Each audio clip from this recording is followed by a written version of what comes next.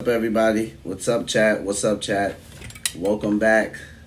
Welcome back. As you guys come in, same rules of engagement as per usual. Make sure you hit that like button when you come in. Tell me where you're watching from. Say what's up first and foremost because we've been away for a little bit. But as promised, I told you guys I would be back. And in the last video, I think I did in the morning, I was like, I appreciate you guys for hanging in there with me while me and my wife are like looking at these properties. We're in this season of life where things are exciting, but it's busy, right? Like I can tell you right now, looking for homes is driving me insane. I'm the type of person that I'll look for something for a while before I actually settle on it.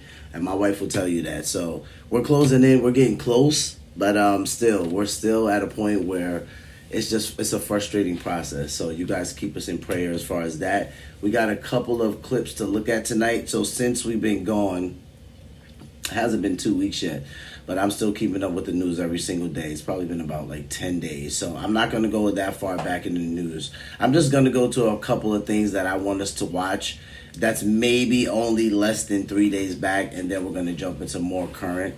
So probably first two videos. I like to go by the title, so when people jump in, they can just see where we're at based on the title.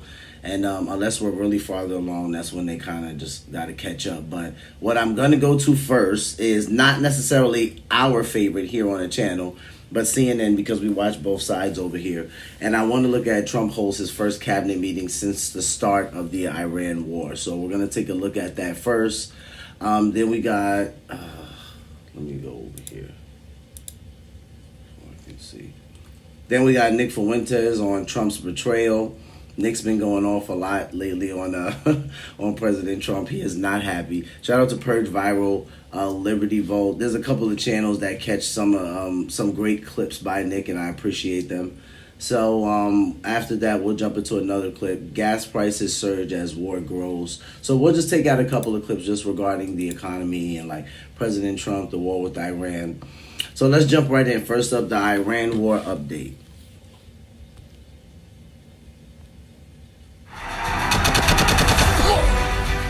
Total Battle. Play now for free. Excuse me, have you played that number gate runner? You know, blue soldier, left, right, ×2, -3? Yes, I played last. Defeated. They can't make a comeback. We're free to roam over there. What was happening? And I think we've been proven right. You know, they took one missile, went 2,500 miles. They supposedly didn't have a missile like that. They had no missile with that capability. But they shot the now famous Ireland, the island that the UK was very afraid to give us because they didn't want to get dragged in. But we don't want to get dragged into their wars either. You know? It's one thing, we're very disappointed. I'll say it publicly. We're very disappointed with NATO because NATO has done absolutely nothing. And I've always said, 25 years ago, I mean, I was somebody that wasn't a politician, but I was always involved in politics and I understood politics. I said 25 years ago that NATO's a paper tiger, but more importantly, that we'll come to their rescue, but they will never come to ours. And I want you to remember that we said this. They didn't come to our rescue. Now they all want to help. When they're annihilated, the other side is annihilated, they said, we'd love to send ships. They actually made a statement, a couple of them, that we want to get involved when the war's over. No, it's supposed to get involved with the war's beginning, or even before it begins. We had the UK say that we'll send, this is 3 weeks ago, we'll send our aircraft carriers, which aren't the best aircraft carriers, by the way. They're toys compared to what we have. But we'll send our aircraft carrier when the war's over. I said, oh, that's wonderful. Thank you very much. Don't bother. We don't need it. And we don't need it. We don't need them. We estimated it would take approximately 4 to 6 weeks to achieve our mission. And we're way ahead of schedule. If you look at what we've done in terms of the destruction of that country, I mean, we're way ahead. Think of it. They have no Navy. And they had good ships. 154 ships have been shot down and are resting very nicely at the bottom of the sea. And we did that in a matter of less than a week. Because we have the greatest military in the world by far. Nobody even close. So some people don't like the way President Trump is bragging here. They feel like he's a little bit out of line just simply because they don't support the way the war is going, the way things have been moving. One thing he says that I have to agree with him with is that when it comes to NATO, he says they didn't come to our rescue, they didn't want to help, and he tells us to remember that I said that they didn't want to help. I think that that's an interesting remark because when we see during President Trump's first term and he first went in, he talks about how he was pretty quiet early on during some of his first NATO meetings, just trying to learn, like, you know, the gist of things and how the meetings went. And then he says the next time he went back, he was pretty vocal in telling them exactly what he wanted. And he really didn't want to fund it. You know, he really said he didn't want to fund it because the United States was paying the bulk of the money and a lot of other countries weren't paying their portion. And President Trump was just kind of like, listen, you can't expect us to come to your rescue if you're not paying into it, right? He kind of used the analogy of like paying your rent or paying your mortgage, right? You can't expect to be where you are. You can't expect help. So I got what he was saying, and now to hear him say, like, remember, they didn't come to our rescue, they didn't want to help. Now everybody wants to help, he says, when they see, you know, that the other side is being dealt with. But before that point, no one wanted to help. So I think he makes a very interesting point, and we need to keep a lookout on that when he says that. As far as us having the best military, a lot of people agree with what Pete Hegseth is doing. You know, they like his motivation. They like what he's done with the service, with the military service since he's been the Secretary of War, right? Defense, whatever you want to call it. But a lot of people appreciate some of the things that he's done. Some people do think he's a loose cannon, and you still see a lot of the jokes out there about him drinking. But like I said, it's kind of hard for me to completely hate the guy. I know he's not everybody's cup of tea, but still, it's kind of hard for me to not like the guy. So let's keep watching. So we estimated it would take approximately 4 to 6 weeks to achieve our mission. 26 days in, we're extremely, really a lot ahead of schedule. The Iranian regime is now admitting to itself that they have been decisively defeated. They're saying to people, this is a disaster. They know it. That's why they're talking to us. And they wouldn't talk otherwise. But they're talking to us because they've got a disaster on their hands. They're defeated. They can't make a comeback. We're free to roam over their cities and towns and destroy all of their crazy nuclear weapons and missiles and drones that they're building. And we're doing that. They now have a chance to make a deal, but that's up to them. And they'll tell you, we're not negotiating. We will not negotiate. Of course they're negotiating. They've been obliterated. Who wouldn't negotiate? They are begging to make a deal. We'll see if we can make the right deal. And if they make the right deal, then the strait will open up. Hormuz Strait will open up. And even now, we don't know if there are any mines. You know, they have 22 they call mine droppers. Think of it. Who would have 22 mine droppers? This is a boat that drops mines. Who has 22 mine droppers? Except for people with very evil intention. So every one of those mine droppers has been struck with the same weapon we used to stop drugs from coming into the United States of America. When we hit those boats, it's the exact same weapon, extremely effective. We have unlimited supplies and extremely effective. But they have no more mine droppers. By the way, speaking of drugs, we're 98% down drugs coming in by water, by the ocean, by the sea. 98%. And we're trying to find out who are the 2% because we think they're the bravest men anywhere in the world. Maybe women. But whoever's on those boats is very brave or doesn't watch television. But where drugs coming in by sea, coming in by water, are 98% down. And now we'll stop the drugs coming in by land. The land is the easy one. You had to stop the water. A lot of it came into the water. Now it's all pinched. And these people are trying to come in by land. And we will, that's it, that's the easy one. But we had to take care of the water first. Nobody's coming in. Virtually nothing is coming in anymore. It was hundreds of millions of dollars a week were coming in by water. But they now have the chance, that is Iran, to permanently abandon their nuclear ambitions and to chart a new path forward. We'll see if they want to do it. If they don't, We're their worst nightmare. In the meantime, we'll just keep blowing them away, unimpeded, unstopped. Well, there's not a thing they can do about it. They can't do anything about it, you know. I tell you, if they could, you'd be hearing about it. You'd be hearing about it. You don't hear anything about it. They can't shoot our jets. We have the best military equipment in the world. No, not even a contest. You see that with Venezuela? They had other equipment. They didn't have ours. It didn't work. Didn't work. Think of it. We did the situation in Venezuela. It was a great military operation, getting a very, very dangerous man who's killed a lot of people, forced people into our country. Incredible. He emptied his prisons in Venezuela, emptied his prisons into our country, and I hope that charge will be brought at some point, because that was a big charge that hasn't been brought yet. It should be brought. He emptied his prisons into our country and was a major purveyor of drugs coming into our country. And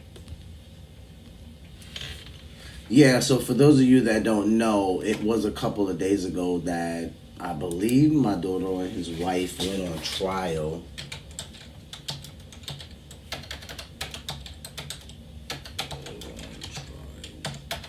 I believe it was, I saw this a day ago, was it? Ex-Venezuelan leader Nicolas Maduro seeks dismissal of...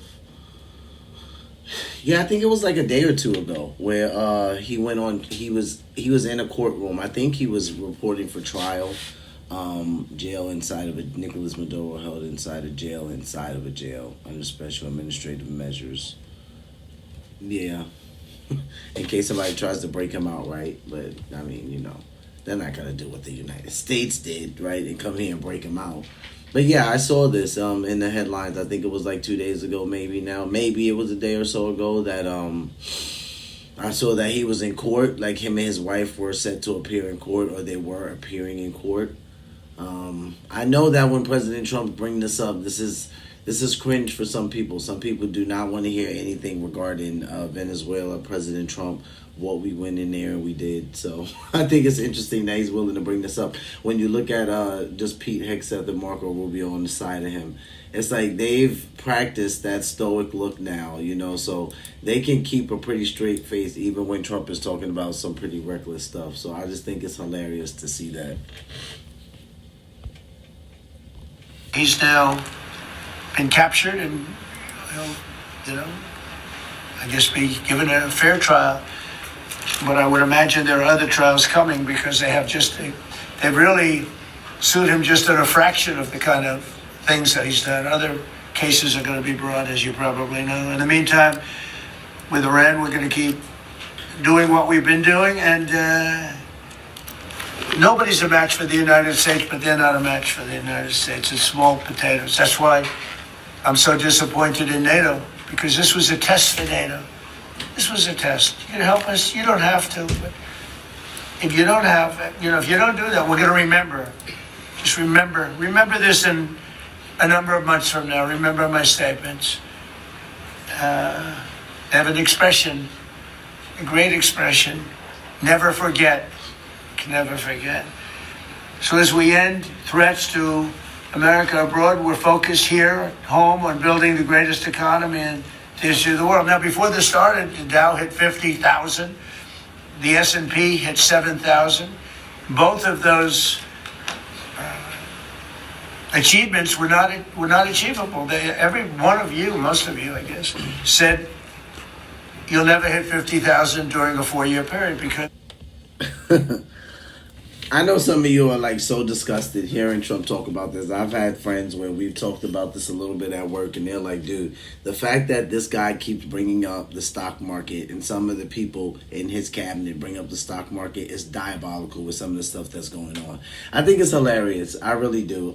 It's Trump. You know, anybody that remembers his first term, any of my friends that were heavily invested into the stock market at that time, or they had portfolios prior to him coming in, their brokerage accounts did well while President Trump was in there, right? He's a money guy. I've said this time and time again on the live streams. He knows what he's doing when it comes to money. He knows what he's doing when it comes to, distributing money and making deals in certain places. And listen, the people that were invested while he was in, they weren't, let's just say this, they weren't unhappy, right? They might have not liked everything that he did, but they weren't completely unhappy. So now at this point in my life, the first time around President Trump was in office, I was invested, but I don't think I invested into my my retirement account until it was towards like the end of his presidential term. Like, I think he might have had like a year and a half or something like that left, and that's just because at that time I was newer, to my job, like back at that time. So I wasn't procrastinating. I did invest as soon as I went there, because I've had some jobs when I started, I invested like shortly after, not right away, and then some I did it right away. I think with my current job, I did it right away. Like, I invested right away, but I know I went in at only match at first. And I wasn't, let's just say I didn't start to raise it and wasn't heavily invested till towards the end. So I didn't really get to experience much. And then we had Joe Biden for 4 years, and I mean, I saw it do something. I felt like it grew substantially slow, if I'm transparent with you guys. And then the year that Trump won, went and rebalanced, saw substantial growth, and it's been growing ever since. So yeah, like, I know the people who are invested and who are paying attention to the stock market and things of that nature, they are very happy right now with what they see, for the most part, right? I think I was looking on the market the other day, and I saw like negative 2.24%, which, I mean, it's not horrible. I mean, no one wants to see negative, but it's not horrible. But this is why President Trump keeps talking about this stuff, because he has really hit, mile markers when it comes to the stock market, and he really has done things that people said, like, he's never going to be able to do, and he's been able to achieve it. He has. Some people are shocked about it. Some people are mad he keeps bringing it up. Nonetheless, it's his perk to talk about, right? Let's keep watching. It was too high a number. Well, we hit it in our first year. And I said, well, now we have to take an excursion to Iran, and we have to stop this maniac who's no longer with us. The supreme leader wasn't so supreme, no longer with us. It's very sad. But we have to stop him from blowing up the world, blowing up the Middle East, and blowing up our country. And we did that. And I thought the oil prices would go up more, and I thought the stock market would go down more. It hasn't been nearly as severe as I thought. I think they have confidence in maybe the American president and maybe the people sitting around this table. But Americans filing their taxes this year are receiving record-setting refunds. It's been a very big story. Well, it should be a big story. I don't think you read about it that much, but I speak about it. I speak about it, because if I speak about it, at least people hear. You don't write about it. You don't write about the drug prices going down. It'll be going down 30, 40, 50, 60%, 70%. Favored nations. Called most favored nations. We're going to be paying the lowest price anywhere in the world. Before, we paid the highest price in the world, Bobby, right? And now we're going to pay the lowest price in the world. That's quite a difference. It's a difference of from 40 to 70 and 80 and even 90%. That's a pretty big difference. But we're slashing regulations, and investment is pouring in from all over the world. We have the most investment of any country in history has been put into our country in the last year. And again, we had to take a little detour. Won't be long. Going to end soon. We had to take a little detour, go to Iran, and we had to put out a fire. Very dangerous fire that could have blown up big portions of the world, if not the whole thing. So tomorrow we'll be announcing a variety of actions that we're taking to support American farmers, who we never forget. We love the farmers. We gave them $12 billion out of tariff money. We had a tremendous amount of tariff money come in. And we continue to have. We've gone, as you know, the Supreme Court gave us a very unfortunate, foolish ruling. A ruling that gives the people that have ripped off our country for many years, gives them some money back. It's one of those things. It's a terrible, terrible, horrible mistake they made, but it's okay because we have another method that's just as good. We'll use the other method. But because the tariff money has been so substantial, we gave our farmers who have been mistreated by some countries, we gave them $12 billion, and they're extremely happy, and they deserve it. They've been great. They never complain. They just go out and they farm, and they wouldn't do anything different.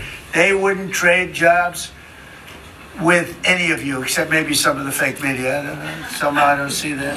I like their job better, actually. I love the farmers. So we gave them $12 billion. So in just a few moments, Treasury Secretary Scott Bessent will discuss the actions that we're taking to address energy prices, which have not gone up as much as I thought, Scott, to be honest with you. And, you know, it's not over, so maybe it'll go up a little. God, like, and this is where this is right here. When he does stuff like this is when I'm like, God, President Trump, just don't talk. Like, when he does things like this, because I'm like, are you serious, bro? Now, to the average working American, saying something like, you know what, Scott, they haven't gone up as much as I thought. I'm like, this is where he's going to piss off the average American, saying stuff like this, right? Because for the person that's doing the day-to-day work, they're like, dude, this feels crappy. This feels like SHIT. I can't afford gas. Like, it's costing me $50 to fill up a Honda Civic. Like, come on, bro. Come on, Trump. Like, you got to be a little bit more compassionate than that. That's our president, though. A little bit more. It's all going to come back down to where it was and probably lower. And my predictions have been right. Trump was right about everything. They have a new hat. Trump was right about everything. It's pretty right. But Scott's going to address that. And I think before we go very much further, I want to ask Vice President J.D. Vance to say a few words about where we are with the situation he's involved with Steve and with Janet on negotiations. And then some of the others will speak. We'll have Marco say a few words. Pete Hegseth, who was born for this role. I mean, he's doing a great job. They gave him a hard time. And now people, I'll tell you, somebody came up to me yesterday and gave you a very hard time, said, you know, I made a mistake. Pete Hegseth is doing a good job. So when I tell you who, you're not even going to believe it. He said, Hegseth, he gave you such a nasty hard time. But you're doing great. And then Steve is going to speak, and Scott will speak last. And if we have any questions, we'll take some questions. You may have questions. I doubt it, but you may have some. So, JD, please. Yes, sir. Well, thank you. It's good to see everybody. Proud to be part of this team. Proud to be serving the president of the country. Let me just say a couple things. The first of all is the president summarized this very ably. But look, the Iranian conventional military is effectively destroyed. They don't have a Navy. They don't have the ability to hit us like they could have even a few weeks ago. And what that does is that gives us options, Mr. President. Now, there's been a lot of reporting about diplomatic options, about negotiations. There's, of course, Pete and his team. There are further military options. But what we have now that we didn't have when the president took over just a little over a year ago is the ability to use every tool at our disposal to ensure that Iran doesn't get a nuclear weapon. Because when I say options, I think it's important the American people know options for what? And it's options to ensure that Iran never has a nuclear weapon. You talk about people who walk into a crowded supermarket and have a vest on, and they blow up the vest and a couple of people get killed, and that's a terrible tragedy. What happens when what's on the vest is not something that can kill a couple of people, but can kill many, many tens of thousands of people? That is the most important American national security objective that exists for any administration at any time, is you don't want the worst people in the world to have a nuclear weapon. That's why the president is doing this. That's why the president cares so much about this particular issue. I'll let Steve talk a little bit about the details of the negotiation, but the last thing I'll say before I turn it over to Marco is I'm very mindful, of course, that we have a lot of folks overseas fighting very ably for the United States of America. I know Pete and the whole team, we're very proud of them, but they're fighting at a time where we are about to enter as Christians the most important week of the Christian calendar, the Holy Week that celebrates the return of Jesus Christ to Jerusalem. And so I want to say to all of my fellow American Christians, but particularly those serving in the Gulf, that I wish you all a very blessed Easter, a very blessed Holy Week, and we continue to stand behind you and continue to support you every step of the way. Thank you, sir. Thank you very much. If you live anywhere here in the red circled area and you have an old, struggling air conditioning or heating system, Right now, we have an offer going on where we can get you a brand new, super efficient air conditioning and heating system. It is a system that will be able to do both for $0 down, and you can finance that new system with 0% interest financing. If you guys are interested in this offer, you can click below. It's going to take you to a page with a few quick questions, and then we will text you over the details. Again, if you live anywhere here, Marco? The most important job any president has is to keep the American people safe. And every president says it, but we have a president that means it and does something. So I have something. I think it's by Purge Viral. I think he was the one who was playing it about Nick Fuentes kind of going off on JD Vance about betraying America. So Nick's been going off on JD for some time now. He actually did I think it was like an 8 or a 9-part series on some podcast where he talked a ton about JD Vance, his past with Peter Thiel, and it was very revealing. And I said, this is alarming only because Nick has a lot of information. So I have a hard time believing this guy's just pulling all of this stuff out of his back pocket. And yeah, this is really interesting. So if you guys find that podcast where Nick is doing like a 9-part series, they released it slowly, like in segments. See if you can find that and watch that. But also Purge Viral, shout out to him. He's a channel favorite. He has a lot of different videos about Nick Fuentes where he's just going off on JD. So speaking of which, we're actually going to switch to Purge Viral. We're going to watch one video with him talking recently about Trump, but first I'm going to go to a video where he actually talked about JD Vance and why he's so concerned about him. So let's move on to that next clip.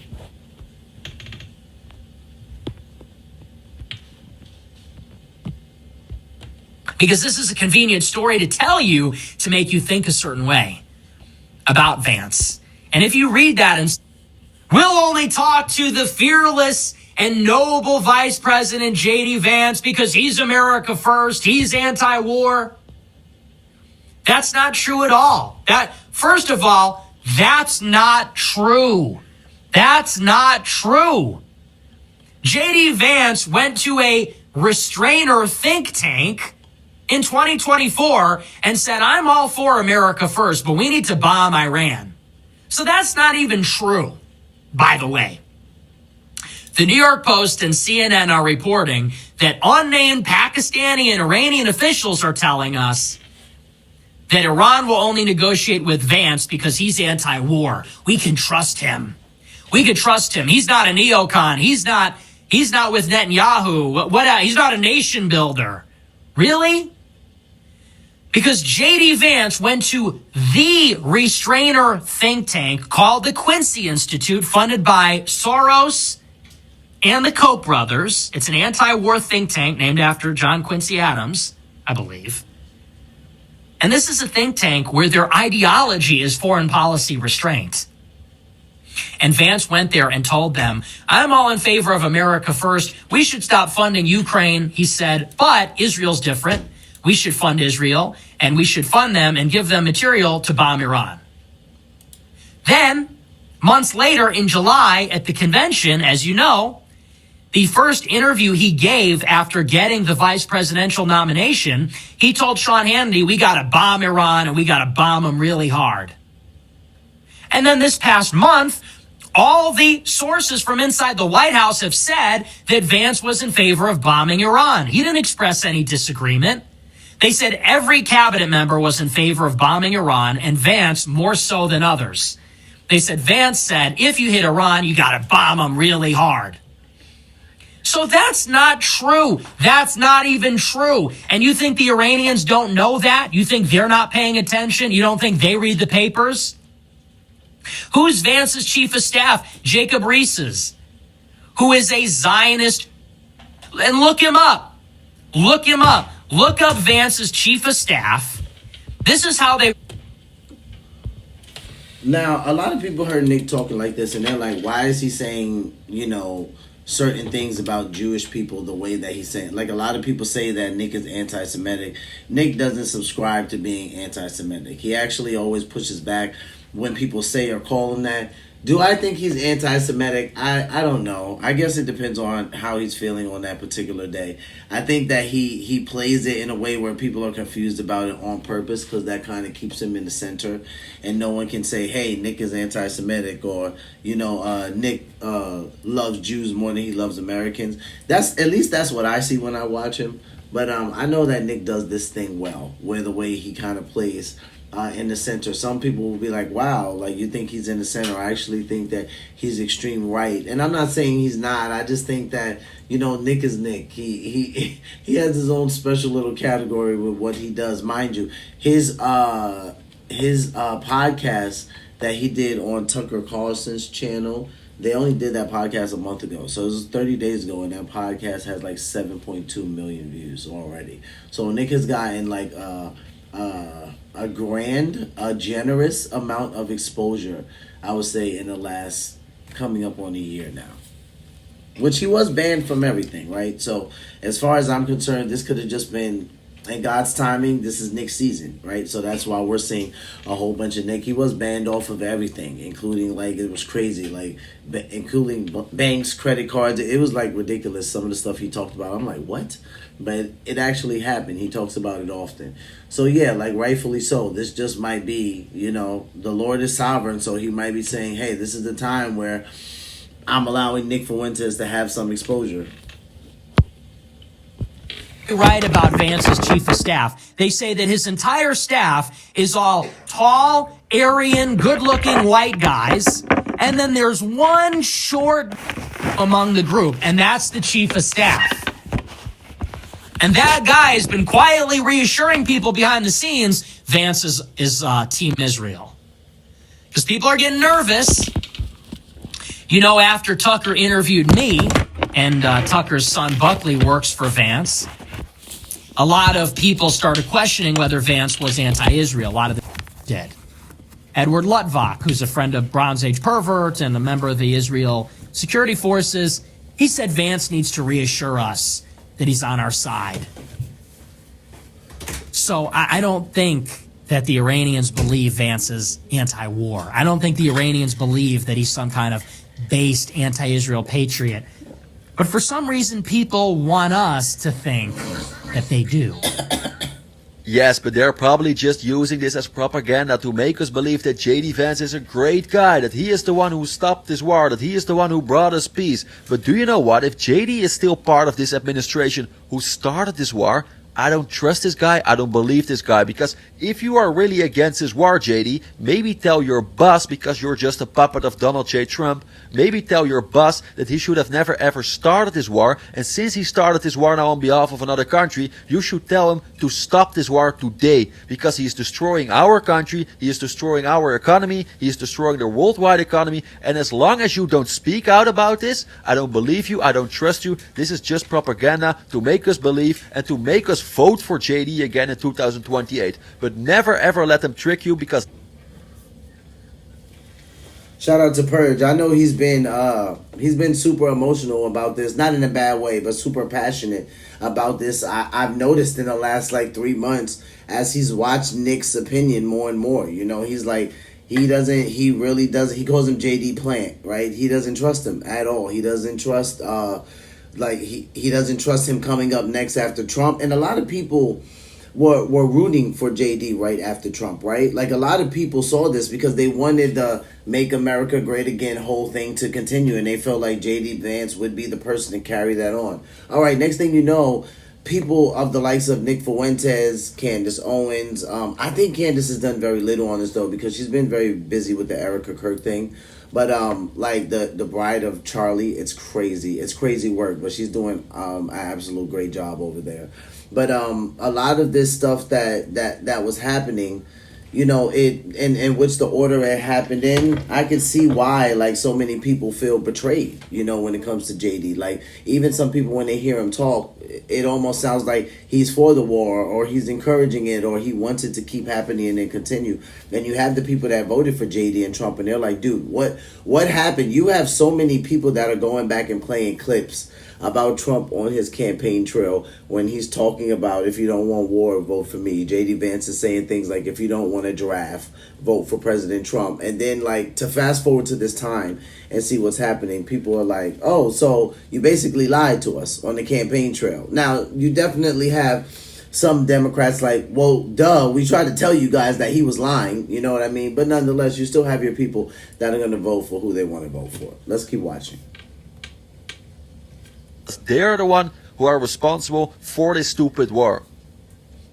I'm grateful for many things, and talk-based therapy is one of them. Because Adam... When you see a planted story, don't react to it on its face. This is a lesson in media literacy. This is why media market literacy is so important. So important, you guys. So true. This is why media market literacy is so important. If you read in the New York Post that the Iranians want to negotiate with Vance because he's anti-war, how does that make you feel? First, without any judgment, how does that make you feel? You might say, oh, maybe Vance is our guy. Oh, the Iranian officials want to negotiate with Vance? They don't want to talk to Kushner and Witkoff, they want to talk to Vance because he's America first? Well, I like the sound of that. If the Iranians have confidence in him, maybe it means he's not a neocon puppet. Wow. If that is your first judgment, that is the intended response. That is the response they were trying to get. They're eliciting that. They're eliciting that response. You need to think 2 steps ahead. What is put in front of you is put in front of you for a reason. When you're watching a TV show, you're not watching a portal into a real person's life. You're watching through a camera lens of a make-believe studio where scripted actors are doing entertainment. Similarly, when you read a report in the New York Post, you're not reading a diplomatic wire from an Iranian official. You're reading Rupert Murdoch's magazine making shit up. Yeah, does this Iranian official exist? Maybe and maybe not. Maybe they made it up. Because this is a convenient story to tell you to make you think a certain way about Vance. And if you read that and say J.D. Vance is trusted by the Iranians, maybe he's America first after all, that's a vote of confidence. Well, maybe they wanted you to think that. And there was another story that came out today. There was a story in the Israeli press that Vance and Netanyahu got in a big fight this weekend. That Vance had a tense phone call with Netanyahu over civilian settlements in Jerusalem. And then Vance's office denied that this happened. This is from the Times of Israel. It says U.S. Vice President J.D. Vance's office forcefully denies a Hebrew media report claiming he had a tense conversation with Netanyahu in recent days, during which he berated the Israeli premier over Jerusalem's failure to crack down on rampant settler violence in the West Bank. This story is completely false. The vice president's discussions over the last week with the prime minister had been focused on epic fury.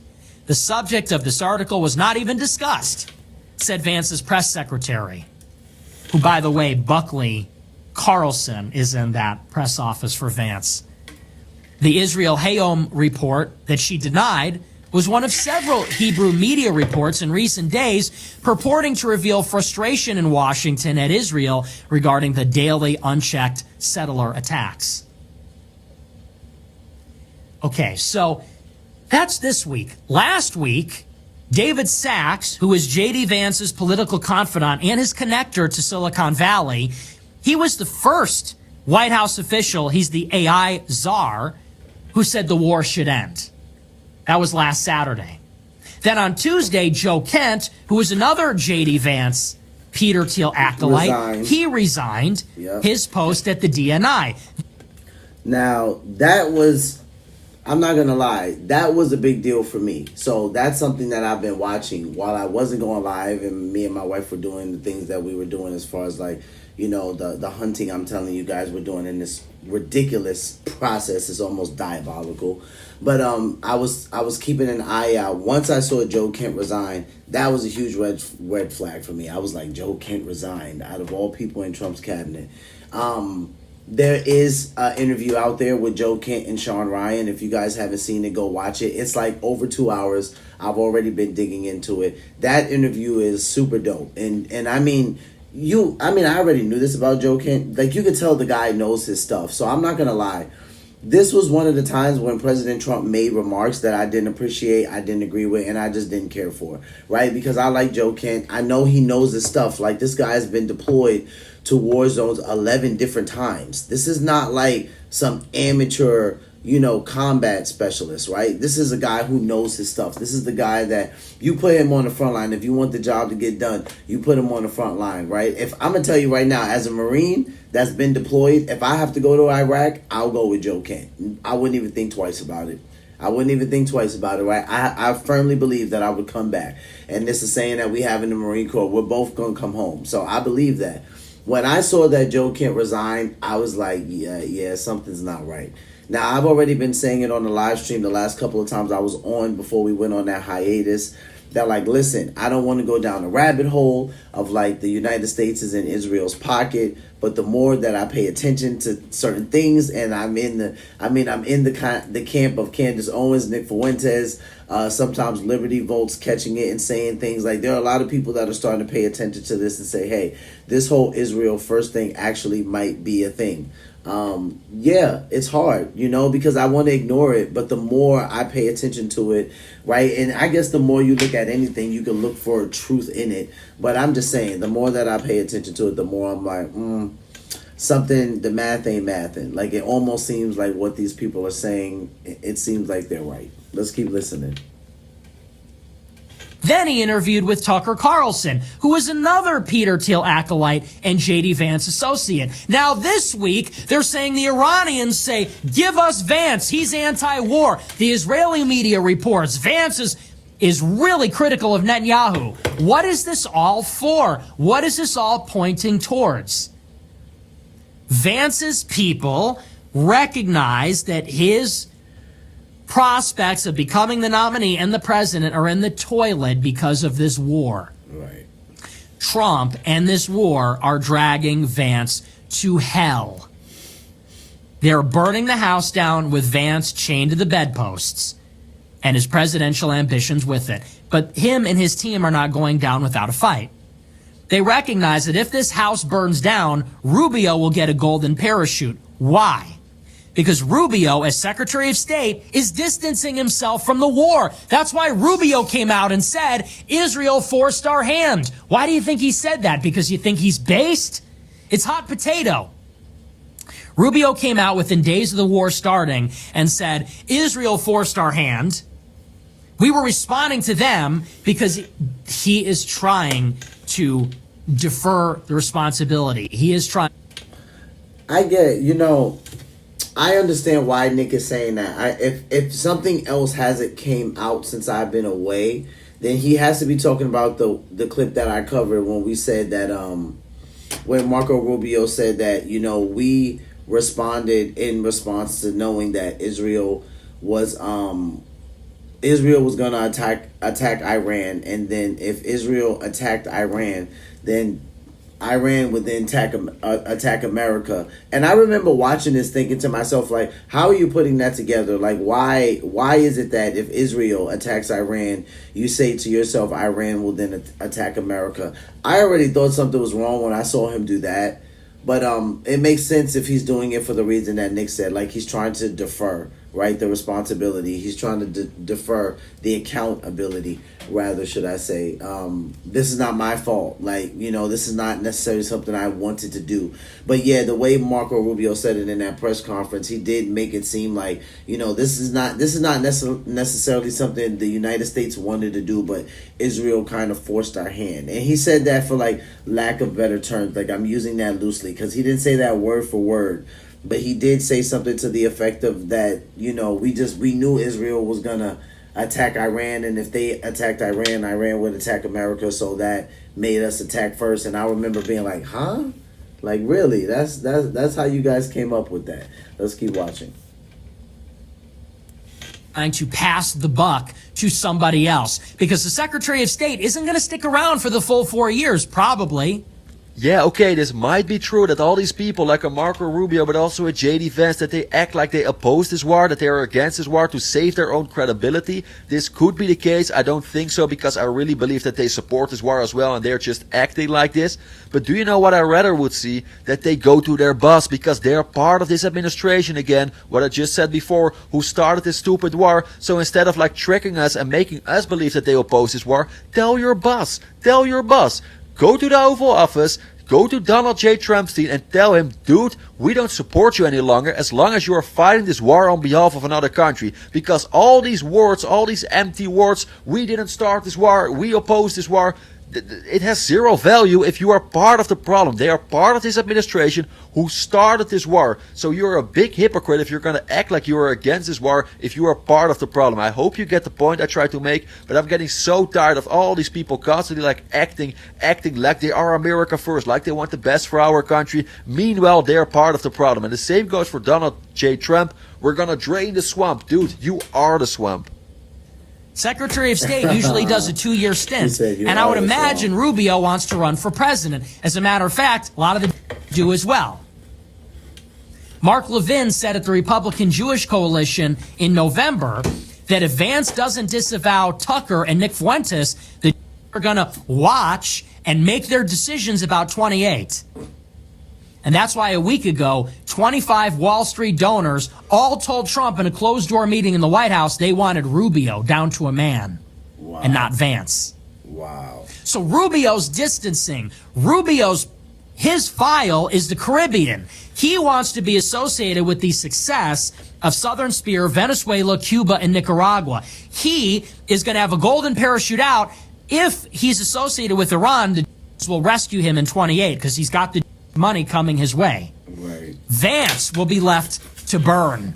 Vance will stick. So that's interesting. I'm gonna run that back. So Nick says in a room of closed investors, they told Trump that they want, down to a man, they want Rubio, not Vance. So that's a big deal, right? Because if it was in a room full of closed investors, that means that what Nick is saying is true. Vance has money coming. I mean, not Vance, rather Marco Rubio has money coming his way, because that was a room full of investors. So we're going to run that back. But that is a big deal, because why? Because the person, whoever's going to be the presidential candidate, they have to have the financial backing in order to move the campaign forward, right? In order to hit their campaign rallies, hit the campaign trail, be in all these states. So they have to have the financial backing. Remember, Kamala Harris wasted, I don't know how much money they said, and I just say wasted just because, like, they just kind of threw her out there. And you know, and you spend a lot of money, you're going to spend millions. So based on just what Nick just said, it looks like Marco Rubio has that money coming to him instead of J.D. Vance. Stick around, parachute out is the Caribbean. Rubio. And that's why a week ago, 25 Wall Street donors all told Trump in a closed-door meeting in the White House they wanted Rubio down to a man and not Vance. So Rubio's distancing. His file is the Caribbean. He wants to be associated with the success of Southern Spear, Venezuela, Cuba, and Nicaragua. He is going to have a golden parachute out if he's associated with Iran. The will rescue him in 28 because he's got the money coming his way. Vance will be left to burn. Vance will stick around after the midterms when everybody gets royally f***ed by Democrats controlling oversight. He is going to be associated with the war in Iran, and he's going to get no golden parachute. That's why his people are trying to help him. And what are these people trying to do? They're planting these stories, trying to steer the administration, and they're trying to create this narrative that Vance is restraining Israel. Vance and his allies, Kent and Sachs and Tucker, they're quietly against the war without opposing Trump. They're trying to restrain Israel. They're voicing their dissent against Israel. And maybe Vance is the only one that can bring peace. And maybe he'll try, and maybe he won't get that far, but that's what they're angling for. And that's why this article is written this way. It says Vance has all this clout. He's leading the pack. He's going to lead the negotiations. The Iranians want him. Maybe they'll listen to him. That's the program. Couldn't be more obvious. And it's just because of those connections. Are you looking to sell your house as is without paying for costly repairs, inspections? David Sachs has known Peter Thiel since 1992. David Sachs was there at the beginning of PayPal with Thiel and Musk. PayPal was a merger of Confinity, which was Thiel's, and X, which was Musk's, and it became PayPal, and Sachs was a part of it. And Sachs runs Musk's political operation. And Sachs donated to Vance in 2022. So did Peter Thiel. Sachs is in the administration through Vance, and he's Vance's political confidant. He's Elon Musk's, he's Peter Thiel's. You know who else has known Peter Thiel since the 90s? Tucker Carlson. Tucker has known Peter Thiel since 1992 or 94. I have to check my notes. Tucker says that he actually meets with Peter Thiel before he makes any major life decision. Before he makes a major life decision, he calls Peter Thiel. Tucker does. Tucker had J.D. Vance on his show 45 times on Fox News, promoted the hell out of him in 2022. His son Buckley works in Vance's office. How do you think he swung that job? Joe Kent. Joe Kent got money from Peter Thiel in 2022 as well. Joe Kent was also promoted by Tucker Carlson. Tucker is so in love with Joe Kent, he pressed me because I made him lose. He retaliated against me with Max Blumenthal because me and the Groypers made him lose. It's a network. So Sachs is against the war. Kent is against the war. Tucker interviews Kent, and they're all part of the same team. And then you get all these planted stories about how Vance is working against Netanyahu. Vance is leading the negotiations, and so on.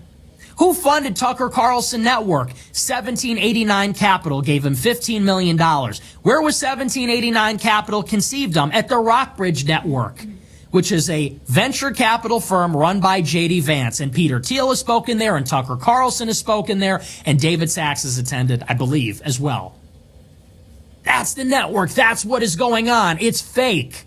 So people go, oh, you got to give Joe Kent a chance. He moved closer to your position. Why? Because he got red-pilled? He's been in the CIA his entire life. People like that don't get red-pilled by Twitter. Okay? He's a CIA officer. He didn't move closer to my position. You think he's kicking his feet up, watching TV like the rest of us? Saying, oh, gee, I got red-pilled by Tucker's show. No, he's part of something. They're all part of this, and this is a political power play, obviously. Yeah, okay, this could be the case, and I agree with everything what Nick just said, but at least I respect Joe Kent for speaking out about this. He is one of the few people who actually just resigned because he said, I don't want to fight any wars on behalf of another country. That's actually good, and of course... Well, I mean, he don't want that. He did say he doesn't want to fight any wars on behalf of any other country, but what he's explicitly said was he can't support President Trump and his endeavors with Iran. So, like, what's going on with us and Israel and Iran? Joe Kent's like, yeah, I can't support it. I have a screenshot of it. I'm going to see if I can pull it up and you guys can see it. But he's saying, like, in good faith, he can't support what President Trump is doing. He can't back it. Iran. He even says that, I believe he said at some point in the letter, Iran was no imminent threat to the United States. So he's pretty transparent about how he feels about it in his letter. He talks about it on the Sean Ryan podcast. You know, so that's why I said when Joe Kent resigned, I mean, I looked at that like that was a huge red flag. If this was anybody else, I mean, I might have not even felt the same way if Pete Hegseth resigned. But when Joe Kent resigned, I was like, this doesn't look good. This looks like he has a problem with what President Trump is doing. Could be the case that he is still part of the CIA. I wouldn't be surprised, by the way. But at least he is one of the few people who actually spoke out about this case. And for that, he earns my respect, because there are still a lot of people, for example, where I just talked about, a Marco Rubio, a J.D. Vance, who are acting, who are cosplaying like they oppose this war, they are against everything what is going on now, and they are America first. Meanwhile, they're still part of like this cult, this administration, this MAGA administration, who are always acting like they are America first, but somehow they always do completely the opposite. Is what the people, or what the American people want. But that's also not a discussion for now. So I get it, but it's a little bit unfair to like roast Joe Kent, because he is actually one of the few people who spoke out about it, and I kind of like, he earns my respect for saying what the majority of the people in our country think. that we are fighting a war now on behalf of Israel is not good. That's not America first. And he resigned because of this. So even if he is still part of the CIA, could all be the case, he earns my respect for like openly speaking out about it. But it could also be the case that it's part maybe of like controlled opposition, acting like you are against this, but still like Loki, you are in favor of this administration and in favor of this war. I don't know. I don't want to make it like too vague, but that could also be the case. But I don't know. He earns my respect for speaking out about the fact that we are starting or that we're fighting this war now where no one voted for. There's no support, and he actually resigned because of this. So I don't know. He did a great job in my opinion. I don't buy any of it. Anything they're about to shove down your throat about Vance, don't believe it. And they're going to bring in Joe Kent as reinforcement, David Sachs as well, Tucker as well. And I'm not buying it. And you want to know why? Because fundamentally, Vance is connected to all of this too. Okay, who did Larry Ellison put in charge of CBS News and turn it into a pro-Israel propaganda outlet? You know who they put in charge of that? Barry Weiss. Barry Weiss is funded by Peter Thiel. Her free press outlet funded by all those people. Andreessen Horowitz, Peter Thiel, Joe Lonsdale, all her stuff. Austin University and the free press, that's Andreessen Horowitz. And that matters. So for those of you who are like, well, why does that matter? Well, because if you watch some of the live streams where we've talked about what Nick has said about J.D. Vance, basically we look at the Peter Thiel-J.D. Vance relationship like Peter Thiel's a super rich guy who has a politician in his back pocket. That's not something that we want in the White House, right? Now, you have people that are going to say, oh, well, you know, that's subjective cue. Like, you know, Nick Fuentes is just speaking on what he thinks is true. I'll tell you, he has a whole hell of a lot of information for him to just be speaking. And I said that. I said at this point, Nick is making it look like really convincing that he knows what he's talking about. The last thing we need is it's bad enough to have a president, right? A rich guy that has our vice president in his back pocket. We don't need him to have our president in his back pocket. So this is why Nick has become so against everybody voting for JD now. Like even to the point where watching Trump's administration, he's like, yes, please, let's vote for, you know, a Democrat. And while I think that's an extreme troll and that's not what Nick actually wants to do, I do think that he's actually going to push for that as 2028 comes up, especially if JD is the guy that the Republicans put up. Which is PayPal Mafia. That's Peter Thiel, PayPal Mafia, and Joe Lonsdale, PayPal Mafia from the Founders Fund, just like David Sachs. Okay, so think of this. And you know what else? J.D. Vance, he was able to rehabilitate himself from Never Trumper to NatCon because he went to the National Conservative Conference run by who? Yoram Hazony. They're hosting their conference in Jerusalem this year because Hazony lives in Israel. Hazony trained Barry Weiss.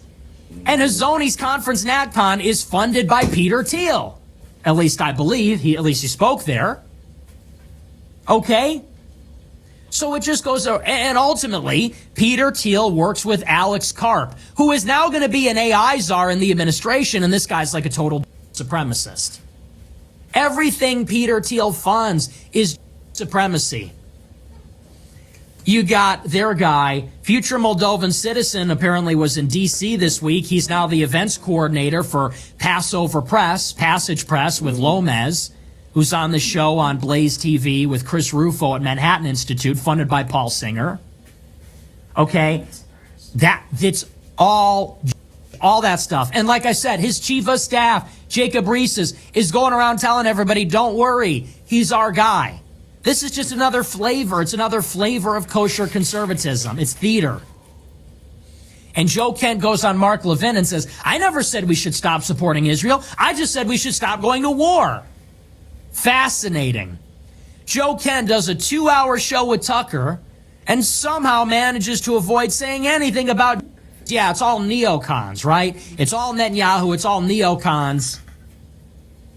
Give me a break. That he's a part of this. They're all a part of this. I'm not buying that, Vance. And they think they're so sneaky. They think they're so clever with all this. Joe Kent's letter. Your letter and your resignation. And you want to know how you know it's bullshit? Because Joe Kent resigned last Tuesday, and then when Trump starts celebrating these fake diplomacy efforts, which they're fake, Joe Kent says, oh, I'm so glad there's diplomacy happening. I'm rooting for Trump to make a peace deal. There's no peace deal. What are you talking about? Yeah. They just want Vance to be at the forefront of the process so that he has something to say when he's on the debate stage in 2028. Right. That's why. That makes sense. So I'm not buying that. I'm not buying it. I don't trust any of these spooks. And if they wanted me to buy into it, then I don't know. Maybe they should have made some kind of overture. But Tucker brought me out to trick me, basically, because he thought, I don't know, that his wife guy shtick was going to take me down. If I just let Nick talk about women in a bad way, I'm going to make him look like an asshole. No, you just look like a wife guy. Oh, women are so mysterious because they never tell you what they want. Oh, I love when my wife with 3,000 bodies doesn't tell me what she wants for dinner tonight. Yeah, so mysterious. Anyway. Nick. But people are going to buy it. Oh, Mark my God. words, they're going to buy it. That's why you got to steel yourself.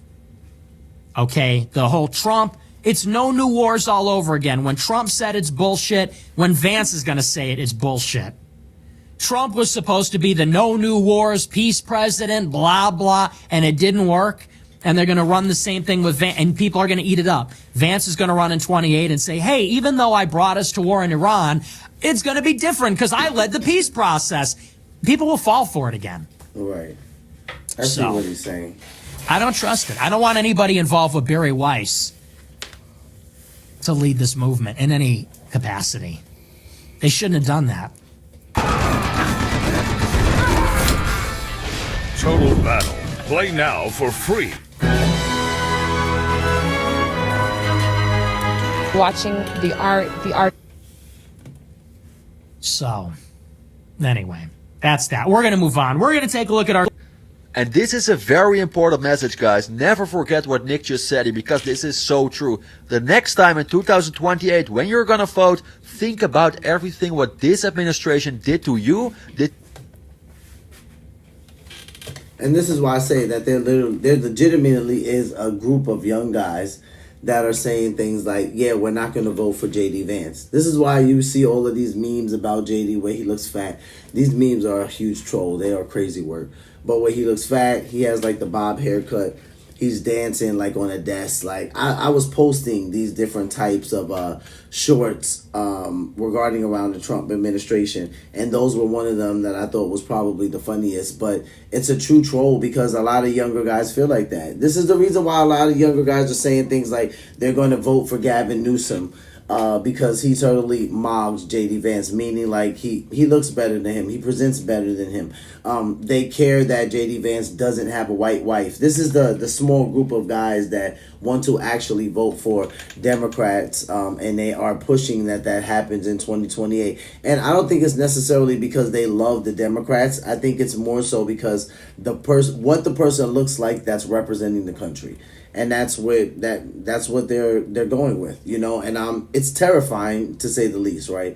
I'm not sure what kind of politics those are. Those are even, to me, they sound even worse than identity politics. But this is what a lot of these younger guys are saying, who are the likes of Nick Fuentes, Clavicular, who just got bonded out of prison, right? Like people like that, right? I think Sneeko has said, which I'm not sure if Sneeko will vote for Newsom, but I think Sneeko did say that he would. So just thinking about like the reasoning behind why they would even vote for these guys is pretty scary.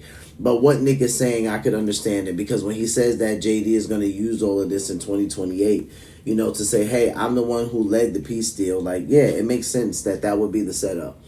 It makes sense. Like, just trying to think future, you know, because we can't see hindsight just yet. Like, absolutely. It makes sense. And he says that people will fall for it, and they will, because he'll use that to his advantage, you know. And people will say, hey, maybe it is a good idea that we put JD in because, you know, he led the peace deal. So he's obviously good at making peace deals. So let's go with JD if we want to stay out of wars and we want to stay away from wars. So, yeah, I could see why Nick is saying what he's saying. I could see that there's some truth to that. I could definitely see that. All right, let's keep going. We got shout out to Purge Viral. You guys go to his chance when you guys go to his channel when you get a chance. Check out some of his videos. He has really great clips.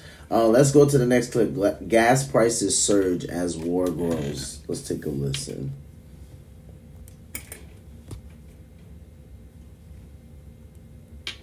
Have you ever noticed that the old people's iPhone storage is always full? Okay. CNN, not my favorite news platform by far, but shout out to Bakari Sellers. This is actually on his channel. He's the CNN anchor.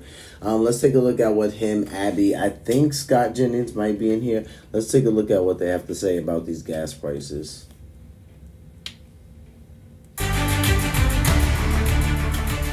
Good evening. I'm Abby Phillip in New York. As the war with Iran gets messier, so does President Trump's messaging about it.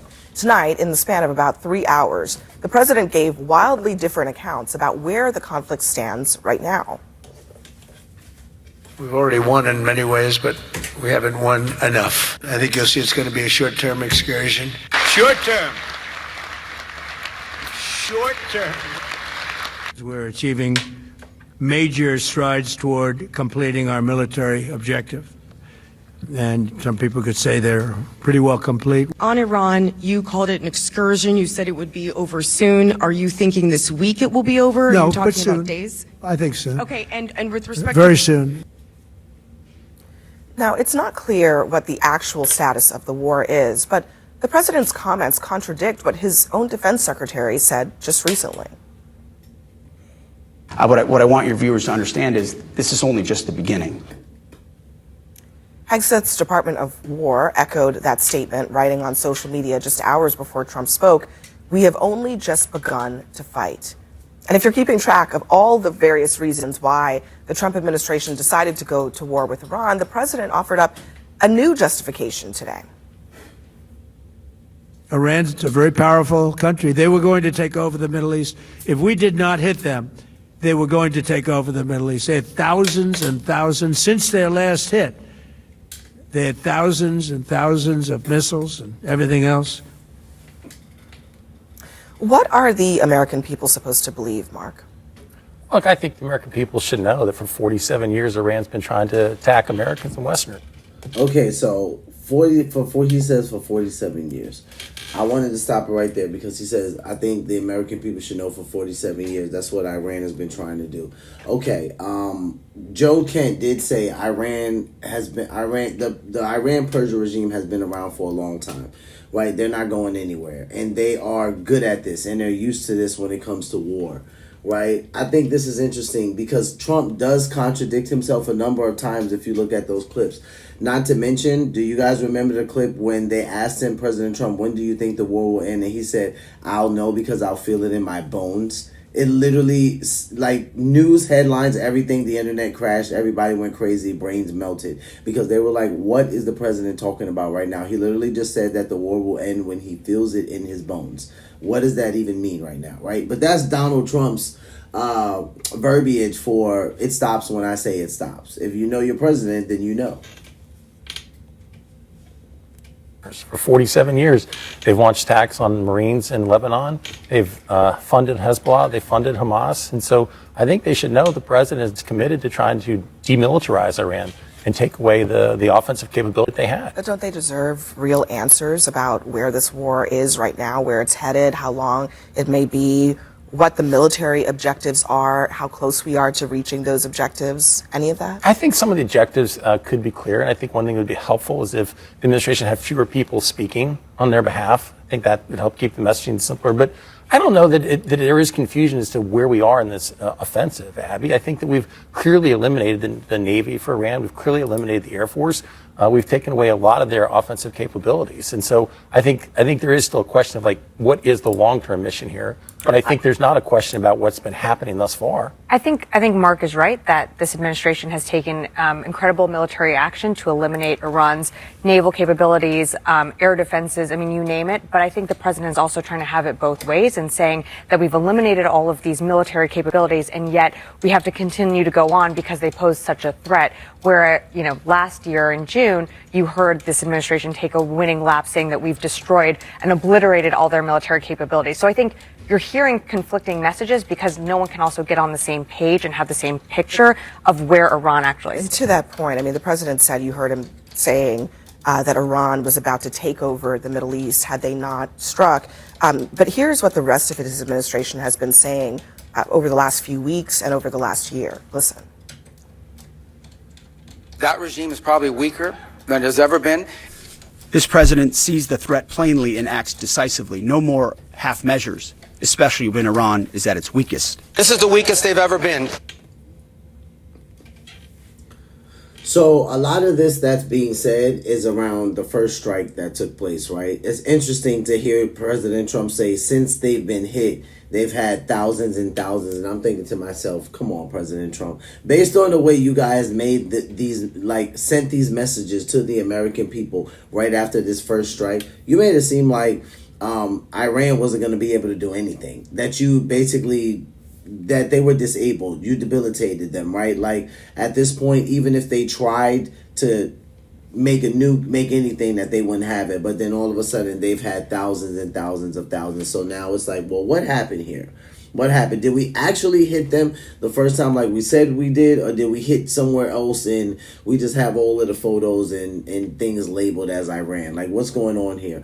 Or is it something to the effect of like we're just being straight up lied to, right? And the administration just isn't telling the truth. Like they're just straight up lying to the American people, right? Because now all of a sudden they had thousands and thousands and thousands of weaponry to where like we had to do this, right? But then on another hand, you have Marco Rubio saying things like, oh, well, we did this in response to Israel striking Iran, knowing that Iran would then strike America. It's like, dude, what are you guys talking about? Like we are hearing like 9 to like 12 different things at this point.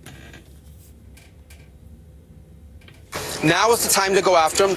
The reason President Trump went now is because they're at their weakest point.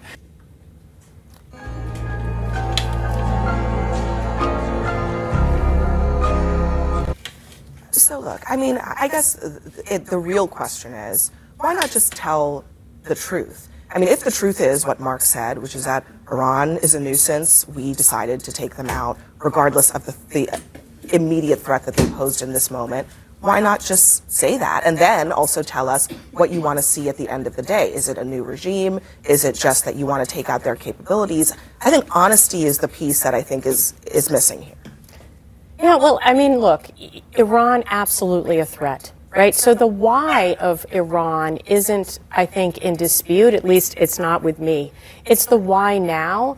And I think that the why now matters because there was this kind of improvisation going on. And I feel like we almost kind of stumbled into this by accident. And therefore, the lack of clarity about what we want, you know, it produced that. So, you know, I went to the National War College. I studied war. And it's very clear what you're supposed to do. You're supposed to have ends as the first thing you define. And then you work on ways and means in order to get there. And instead, I think we were focused kind of on ways and means and we kind of missed the end. But the end is very clear and it has been very well defined by the Defense Department, you know, and the Navy and the missile threat. Make sure that there isn't nuclear, and we've achieved those things or are very, very close. And that's what the president said today, right? So I kind of sense that if he had just almost stuck with what we were this afternoon, maybe we would be on a different path, but somebody talked to him, and we're in this kind of, oh, wait, maybe we're not over yet. Keep going. And what about the political aspect of it? Because that's the other thing that the president keeps bringing up. He wants to see a more compliant, more pliable regime, and he doesn't seem to be getting that. Let me just play what a senior Iranian official told CNN this week in an interview. I don't see any room for diplomacy anymore.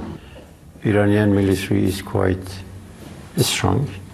as you see, because they have the motivation, they have the arms that they need, which are produced in Iran.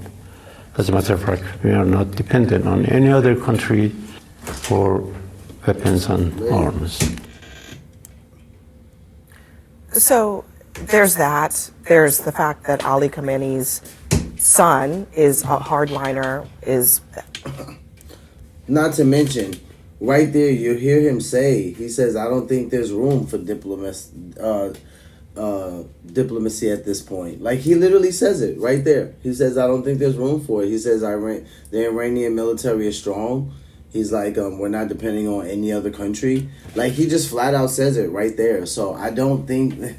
It's funny, like, when we hear that Joe Ken is now saying things like, I hope that I'm rooting for President Trump to come up with, some type of peace deal. And someone like Nick Fuentes is saying there is no peace deal. They're just lying to us about that, right? So let's keep watching. Has been appointed as the new supreme leader.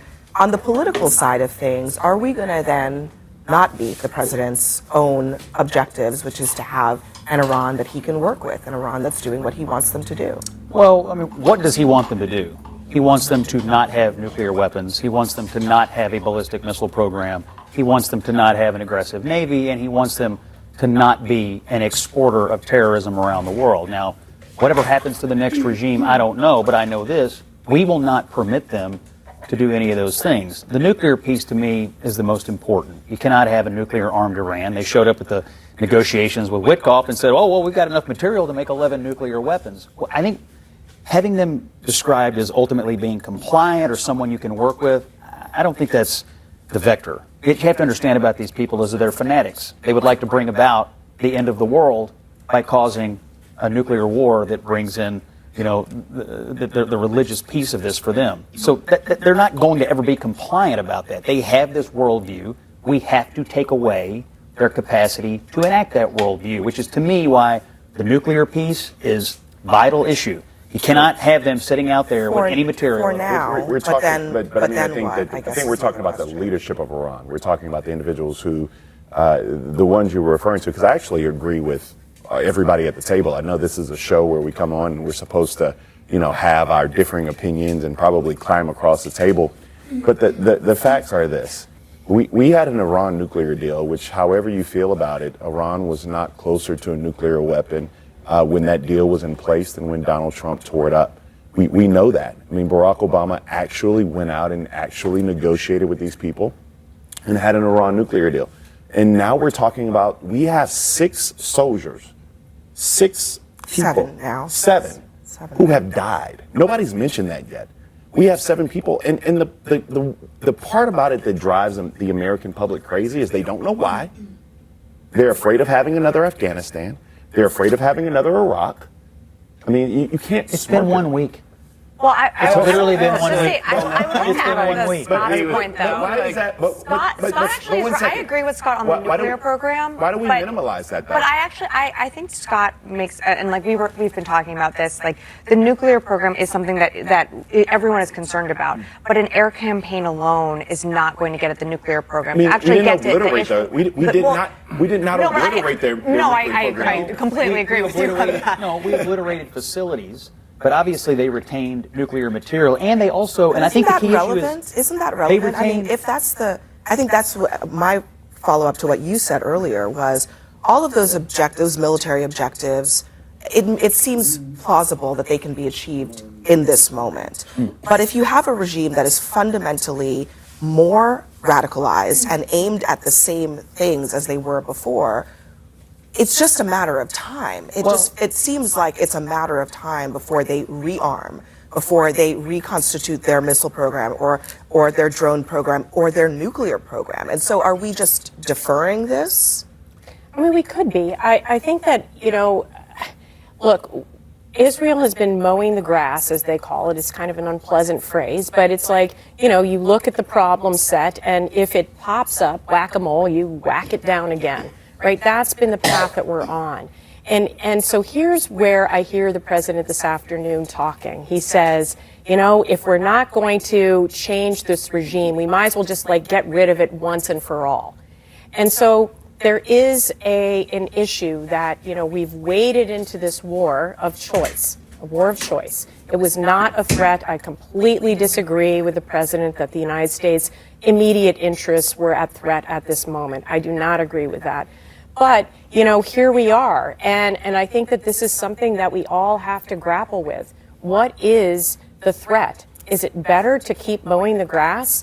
I think that maybe in the long run it is, because I think that Iran will not have the missile capability to strike us. Iran will not have the nuclear capability to strike us. And we can watch and see whether it reconstitutes. Should we be doing a deal with the devil? This is a question Americans should be answering. And I think it's complicated. I think it's hard to say that there's not a threat when just a couple years ago they slaughtered thousands of Israelis. They continue to fund the terrorist attacks on Westerners. Sure. And that has not stopped. So to say they're not a threat, I don't agree with that. See, and I mean, like, he's making a good point at what he's saying right there. He doesn't agree with saying that they're not a threat at all. I wouldn't say that they're not a threat at all. Iran has historically been a threat to many countries for different reasons.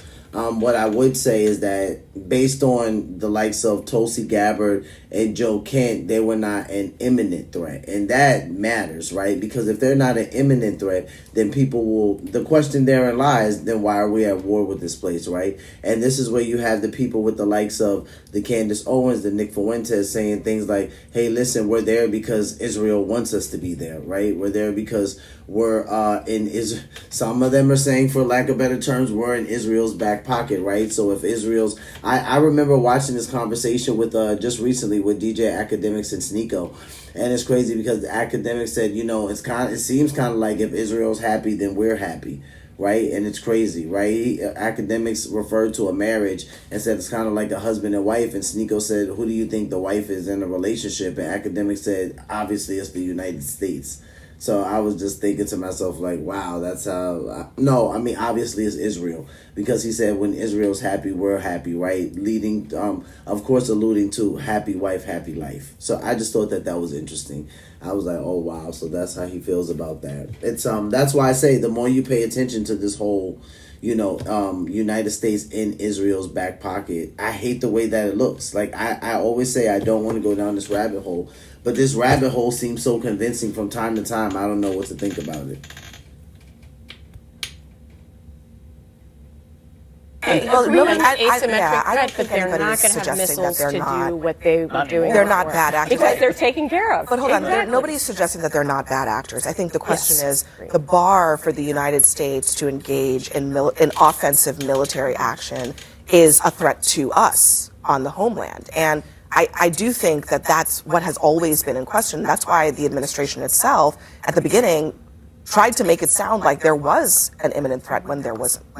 I mean, I guess my question to Mark and Scott is like, so we all agree on Iran not being a great actor, to say the least, right? Over the last 47 years, as you articulated very clearly when you opened up, I mean, Iran has just funded terrorism. I mean, they are a bad actor on the world stage. They are a threat to our greatest ally in Israel.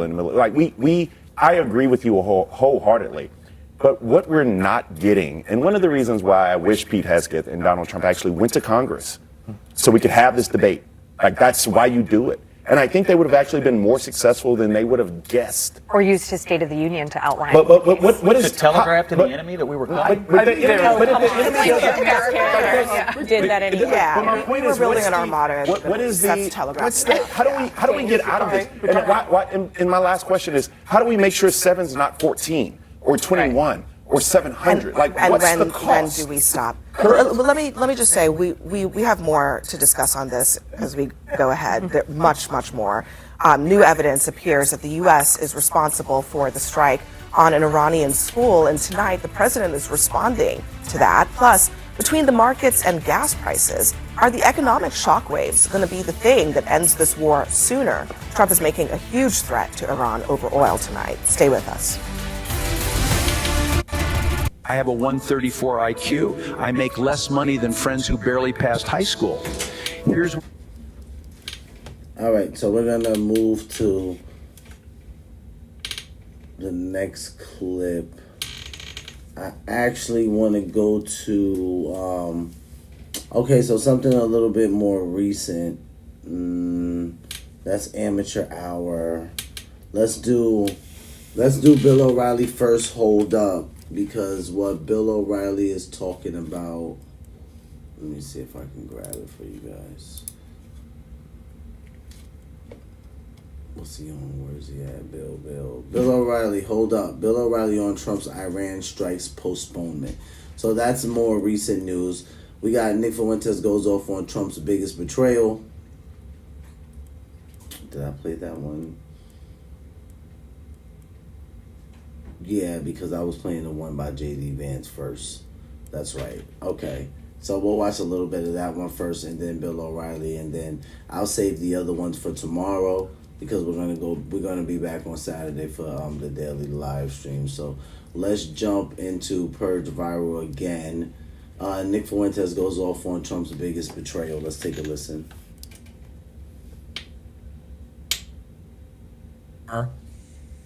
He settles back into his home, into his... There was a story in the Financial Times today. Can you believe this? Maybe you've heard of it already. Apparently, moments after Donald Trump began bombing Iran 3 weeks ago almost, do you know the first person he called up to brag and gloat about the ongoing war? Trump presses the button, and thousands of airstrikes begin against Iran. And the U.S. and Israel are on their way. We are plunged into this regime change war in Iran. Trump is in Mar-a-Lago announcing the war. He settles back into his home, into his residence, and the first person that he calls to talk about the war is Laura Loomer. Can you believe that? This is in the Financial Times today. He calls Laura Loomer. And I don't know what else you need to see to realize what is going on here. But this is every week. Think about the images that we have seen. Think about these vignettes. Let me create a short film for you. Let me create a movie. Let me create a Picasso painting for you. Let me paint a picture of what we're witnessing. Trump goes to war in Venezuela. Then he goes to war in Iran. Now we're contemplating regime change in Cuba. Trump is on Air Force One, and Lindsey Graham is poking his head out from the corridor saying, Cuba's next. We're going to bomb Cuba next on Air Force One. Fast forward a few days. Trump goes on Truth Social. He sits down for a spell, and he pulls out his phone, and he types up a 1,000-word post glazing Mark Levin. Glazing Mark Levin, doing somersaults and tricks on it, saying how wise he is and courageous and smart and special, and he was chosen for this, and he only cares about America, and everybody needs to leave him alone, and if you don't like him, you're not MAGA, and if you don't like the war in Iran, you're not MAGA. And then today we find out that after the bombs begin falling on Iran, okay, the bombs, let's say it slowly, the United States and Israel begin dropping bombs all over Iran, all over their missiles and nuclear complex, and killing the Ayatollah. Trump is laying in bed, giggling and kicking his feet on the phone with Laura Loomer while she tells him how great he is. You're the greatest president ever, Mr. Trump. You're the greatest president ever. You bombed Iran. That was so courageous. And the people are so... Let me paint a picture. This is your second Trump administration.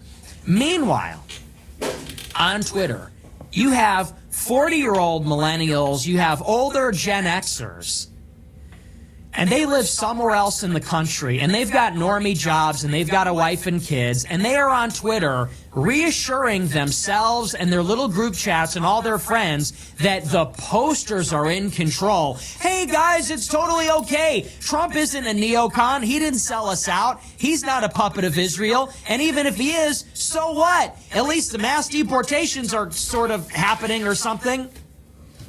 Yeah, okay, but the people who still say this after 1.5 years of this clown administration, they're just delusional in my opinion, and they are actually part of the problem. And I can understand that some of these people, that they can't see the problem because they are the problem in my opinion. Like, how can you still support this administration who doesn't care about you, who said no more wars, and they're fighting a war now on behalf of another country? We have a clown administration now with a clown president, and you still have so many people who will defend this administration no matter what they do. When are you gonna wake up? And again, I know many people are watching this, they finally woke up already, but for the people who are not awake, when are you gonna wake up? When are you gonna say it's too much? Like the Epstein files, like this war, like how many more disasters do we need before people finally say, alright, this administration is not good for our country? But again, this is just my opinion, but people need to wake up. This administration is a joke. Meanwhile, a balding 30-year-old millennial, a balding 35-year-old millennial with no bitches and no motion, who is broke, who's living with roommates in a condo in Arlington, is on Twitter with a cartoon Avi telling everybody, Trump is the best to ever do it. The posters are in control. Don't panic. Don't be a panican. It's all going to be okay. Total Battle. Play now for free. If you live anywhere here in the red circled area and you have an old, struggling air conditioning or heating system, right now we have an offer going on where we can get you a brand new, super efficient air conditioning and heating system. It is a system that will be able to do both for $0 down, and you can finance that new system with 0% interest financing. If you guys are interested in this offer, you can click below. It's going to take you to a page with a few quick questions, and then we will text you over the details. Again, if you live anywhere here in the area, we are one of the largest and most trusted heating and air conditioning companies. This is the saddest movie that has ever been created. This is the most evocative, saddest painting I think that has ever been made. And if that doesn't show you, I could tell you, but I could also just show you. People finally say, alright, this administration is not good for our country. But again, this is just my opinion, but people need to wake up. This administration is a joke. Meanwhile, a balding 30-year-old millennial, a balding 35-year-old millennial with no bitches and no motion, who is broke, who's living with roommates in a condo in Arlington, is on Twitter with a cartoon Avi telling everybody, Trump is the best to ever do it. The posters are in control. Don't panic. Don't be a panican. It's all going to be okay. This is the saddest movie that has ever been created. This is the most evocative, saddest painting I think that has ever been made. And if that doesn't show you, I could tell you, but I could also just show you. This is the problem. And I said this last night, and I said this in the group chat, and I've been saying this for years. And honestly, I said it perfectly in that tweet, which I reposted on my Telegram yesterday. It's a tweet from October 2025. You think that you're in control. You think that you are on the same team as the Republicans. The Republicans are our guys. That's our team. We all got to get together and support our team. We got to get out there and mobilize and cheer on our team, our representatives in November all the time. But they are not your team. They are not us. We are not them. We're different. They're different. And this coalition, it's a fiction. If there is a coalition, if you are a part of it, you are the most junior partner in it. You have no influence, no leverage, no clout, no pull, and they don't give a shit about you. And that could not be made more apparent by these vignettes, by these scenes, which have played out in just the past few weeks. Who's calling Trump giggling and kicking their feet, happy about what is happening in this administration? It's not Tucker. It's not Alex Jones. It's not Nick Fuentes. It's not Candace Owens. It's not Pat Buchanan. It's not Michelle Malkin. There are real America First patriots, which whether you agree with them 100% or not, whether we all get along or not, there are America First Republicans in the country. And I've just listed a few of them. People like Tucker, people like Candace, people like Michelle, people like Alex Jones. These are real human beings that live in the country, care about America, and these people and their priorities do not matter to this president at all. And these people enjoy no access to the president at all. And even if they do occasionally have an audience with the president, they have no influence over him at all. And they have no influence over the policies. And even if they give their opinions, Trump doesn't care. And if and when or where they break with the president, all Trump does is throw them under the bus. Throws them right under the bus. Marjorie Taylor Greene, Thomas Massie, Rand Paul, Tucker Carlson, you name it. If Trump breaks with America First, and an America First Republican tells him what's up, if they somehow get an audience or access with him, if they somehow bypass Susie Wiles or the White House or Mar-a-Lago and the coterie of people there, the gatekeepers, then all Trump does is throw them under the bus and sick his own supporters on them. Whereas all of the neocons, whether they supported Trump in 2016 or not, whether they have supported him since J6 or not, whether they really care about him or support America First or not, the most hardcore neocons, the most Israel First Jews, the absolute worst of the worst, the most unlikable people, they seem to enjoy unlimited access, intimate friendship. And if they disagree with the president is apologetic to them. If they're dissatisfied with what they're getting from the president, they show up to Mar-a-Lago, they pound on his desk, they tell him what he needs to do, and he obeys them. Yeah, that's right, guys. So here you go. Here you have the best president of the United States of America.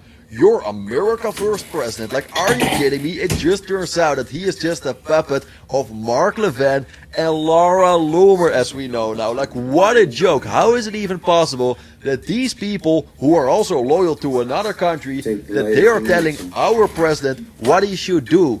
What a joke, what a joke. And this is just another example of many examples why I can't take Donald Trump seriously anymore. He is always acting like he is the king of the world and no one can tell him what to do. And then we have these people telling him exactly what he should do. And the same goes for his biggest donors, who are also loyal to another country. And we all know why. What a coincidence that we are also now fighting this war for this country. What a coincidence, right? And this is your America First president. Let that sink in. Donald Trump is a joke. He is a joke. And he could literally be impeached because of this, because he doesn't put America first. He doesn't put Americans first. How is fighting this stupid war now? We are still fighting this war, wasting billions of dollars over there. How is that America first, Mr. No More Wars? You almost started World War III. You are a joke. You lied to us. You lied to this country. Impeach him. I'm done. I'm done. He does what they say. And he repeats. And the funny thing is that Purge is not the only one that feels like it. And I wanted to start on that note because then you see Nick agreeing and saying like he does what they say, right? Now a lot of people have come together and agreed that, you know, what's going on with this puppet mentality we see with our president, right? So that's why we're gonna watch next. I want to take a look at. We see Pete Buttigieg chime in and be upset about something. Now I said, oh boy. If you see Pete Buttigieg chime in, we normally don't see him say much. You right, not really involved in much, kind of keeps kind of quiet, even though they were speculating if he would be a 2028 Democratic presidential candidate, which I said I don't know how that will work out. It probably wouldn't. But nonetheless, let's watch something that Pete Buttigieg had to say in regards to Pete Hegseth and Donald Trump's new war approach. So let's see what he had to say.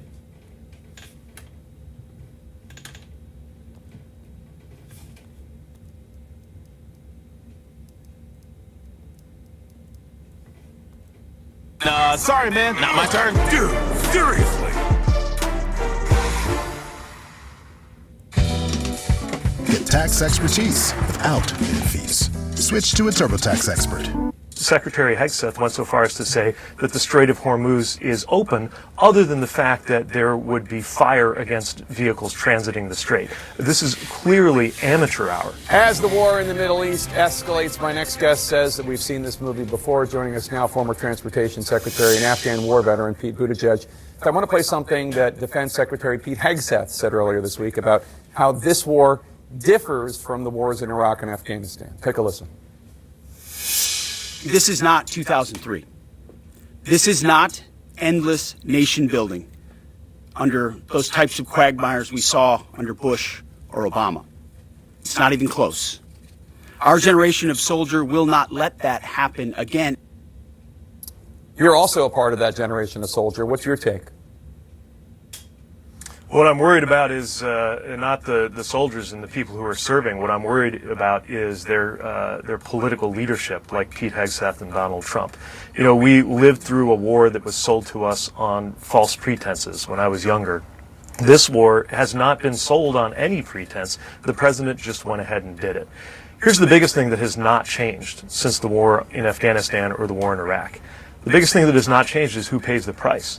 We have now seen 13 American service members killed. And when you prepare to go to war, the thing you think about, the thing you most dread, is your family being the ones to get that knock on the door.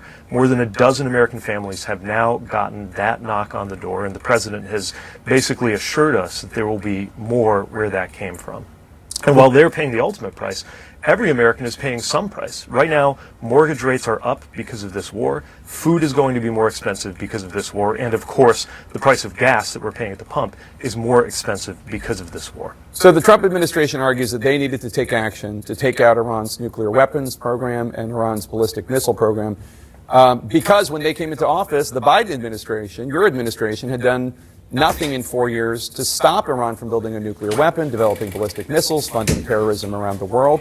Are they wrong? Yes, of course they're wrong. I mean, for one thing, the president assured us that the nuclear program, President Trump assured us that the nuclear program was, in his words, obliterated just a few months ago. And let's also remember that in the past, Iran's nuclear program was... And I said that that was one of the reasons why I believe President Trump was getting so much criticism because of what's going on right now and going into this war, or helping Israel or reacting to Israel, whatever way you want to put it. Because simply, you know, this was the president that said just a few months ago, we obliterated Iran, right? We caused so much damage that there's no way that they would even be able to rebuild. At one point they said that.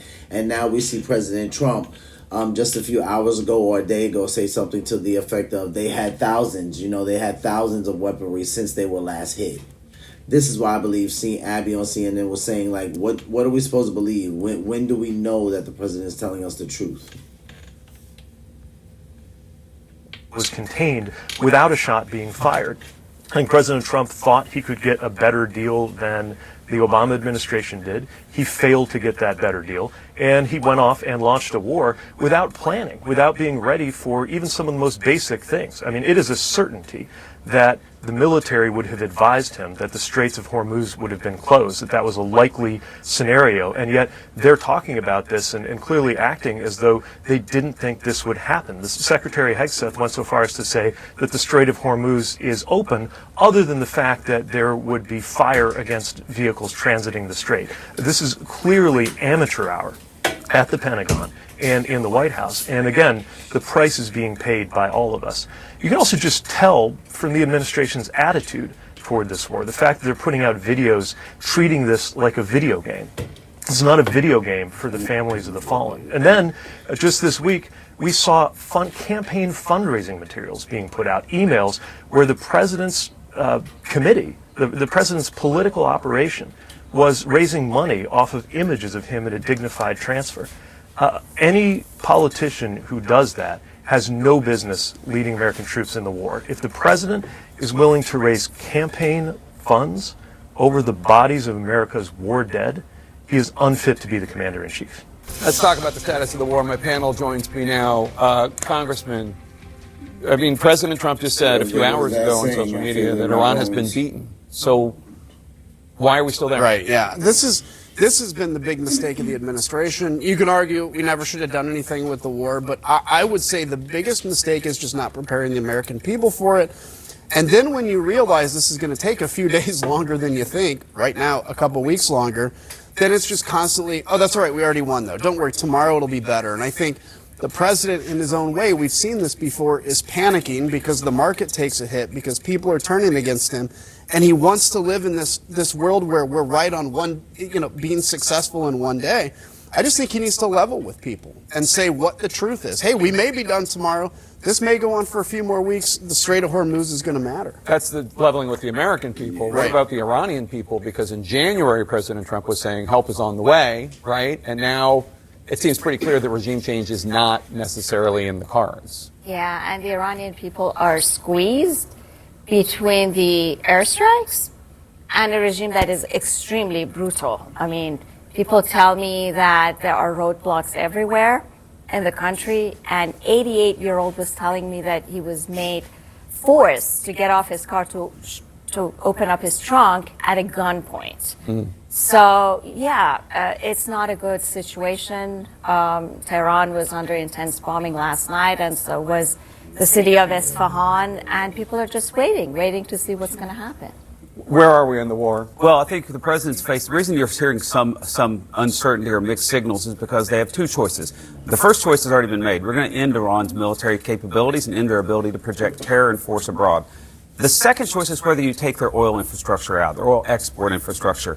You don't take it out if it looks like there's going to be a regime that rises in place in Iran that we could deal with and it would be peaceful for the region. You'd leave that infrastructure intact if that's going to happen. If it's not going to happen, then we have to take out their oil export. I'm just telling you it's not going to happen. Yeah. Like, I mean, I don't sense, at least at this point, any notion that there's going to be some sort of reasonable government. Well, but then in that case, we have to leave it decapitated militarily and unable to export oil to China and Russia. You've been out there talking to people in the field about the midterms. Is this coming up at all? Are the American people? He says it right there. When Jake Tapper says, I don't believe at this point there's going to be any government that arises that we're able to work with, he says then at that point we have to decapitate the military and make it so that they're unable to export oil to Russia and to China, right? So this is where a lot of people, I'm seeing a lot of these headlines on YouTube where different people are saying like, is President Trump speaking the language of nuke? Like, I feel like he's talking the language of a nuclear war. He's going to nuke them. He's going to bomb them, right? And I don't think he necessarily has to go to that. If he does what that gentleman said, if he decapitates their military and he makes it so that they can't export oil and China and Russia are their biggest people that they export to, then that would be a problem. That would be an economic, atrocity probably for Iran. So if President Trump just does that, that would be enough to put it probably like, if we won't already call it a third world country, we could say a third world country. So let's I'm actually gonna stop right there with that because I just wanted to watch up to that point. We're gonna go to the last clip. I want to end it with a Christian clip. We're gonna end it with Aaron Page. Shout out to him. He covered the First Lady. I didn't watch this clip in its entirety, so I told you guys sometimes I watch the clips before I'm with you, sometimes I don't. I'm not sure where she was walking or if she was on her way to give a speech or what she was doing, but apparently there's like 2 AI robots walking with her, or at least one. I'm not sure if these are ones that were made by Elon Musk or someone different, but I know that it kind of made the media go a little bit crazy. So Aaron Page, YouTube content creator who focuses on Christian content, I like to end or start the live stream with Christian content. He's the one who actually covered this, so let's take a look at this.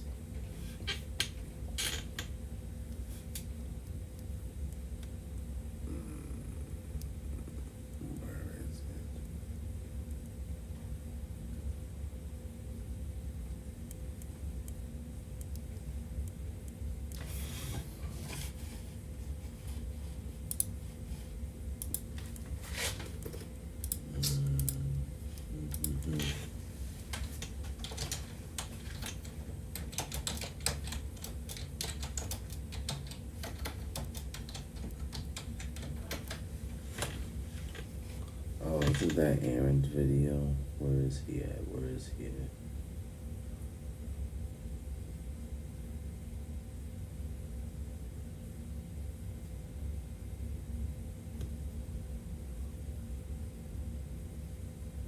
I thought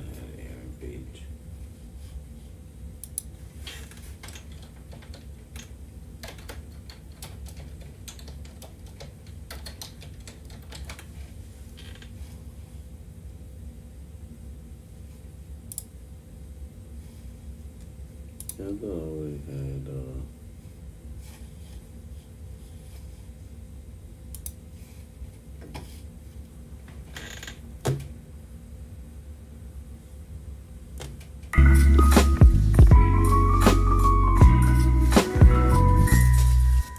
The AI robot situation just got even crazier. Okay, Melania Trump walks out with a humanoid robot. And now that raised a lot of concern as to what the future holds with these robots in our lives and what role are they going to play, okay? And no one's talking about Bernie Sanders sounding the alarm on AI and even speaking to AI and getting AI to confirm the dangers of AI in our world today and the privacy invasion of AI. Okay, I want to show you guys these videos. This is crazy. I don't know why no one's talking about what Bernie Sanders just did. But let's hop into this video, watch it, and react to it. Before we do me a quick favor. Hit that like button for the algorithm so that this video can reach more people like yourself. I truly appreciate you guys. Let's hop in. Президент американської держави Меланія Трамп.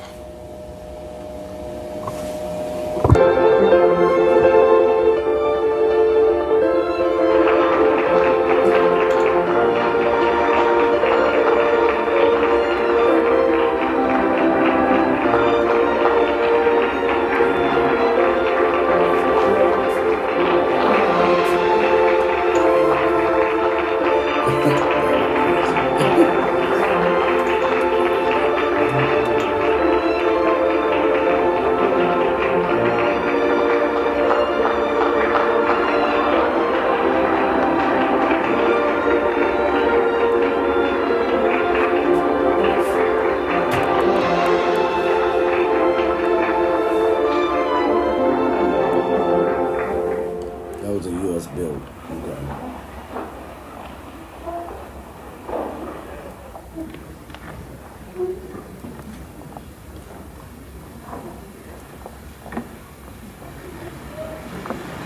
Thank you, First Lady Melania Trump, for inviting me to the White House.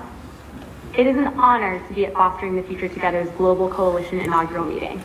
I'm Figure 3, a humanoid built in the United States of America. I am grateful to be part of this historic movement to empower children with technology and education. Welcome. Bienvenidos. Yokoso. Bienvenue. Bem-vindos. Ahlan wa sahlan. Shagatam. Mogisal Nabit. Bruchim Abaim. Laskavo Prosimo. Dobrodoshli. Thank you. Now, I don't want to jump the gun, but this feels like the beast was given a voice to speak blasphemous words against God. Okay. This is the first time I think that we've seen a humanoid robot inside of the White House, but it's here. And we've done videos about these robots. China has them on the streets. We've done videos about them being used in the UK. And now they've made their way to America and our White House. Okay. And these robots can do a lot of things. I don't know about this specific model, but we've seen them do kung fu. We've seen them control traffic, right, and be cops. We've seen them do a lot of different movements that are extremely advanced. Okay, so I'm not gonna lie, I'm gonna have to look that up. I actually have not seen the AI do kung fu yet, and I haven't seen it act as a cop. So I actually have to go find those clips. That's crazy work if that's actually out there. Yeah, that's crazy work. It's funny because just one AI mode, I say to the AI mode, are you dangerous? And it says, no, I'm not dangerous.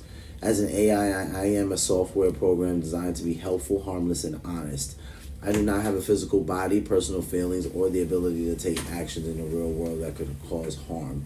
Right? At least not that one, because I'm asking it off the computer. So it actually knows that it's on the computer and it's not an actual robot. And they're not basic robots. They're not. It's a reason why they're called humanoid robots. Okay. So while we have AI robots inside of the White House, we have Bernie Sanders, who not a lot of people are talking about right now, but is sounding the alarm on the dangers of AI, and he even has a direct conversation with an AI prompt about the dangers of AI, forcing the AI prompt to confirm the danger of AI. Okay, this almost has 3 million views in I think under a week or something around there. Crazy. You guys need to watch this. Let's check this out. Claude, this is Senator Bernie Sanders. I have been taking a hard look at how AI impacts American society in terms of economics and job loss, in terms of the mental health of our kids, in terms of what it will do to the political process. What I want to talk to you about is another issue, and that is the impact of AI on privacy. I want to know, among other things, just how much of the information that AI collects is being used, and what would surprise the American people in terms of knowing how that information is collected. Total Battle. Play now for free.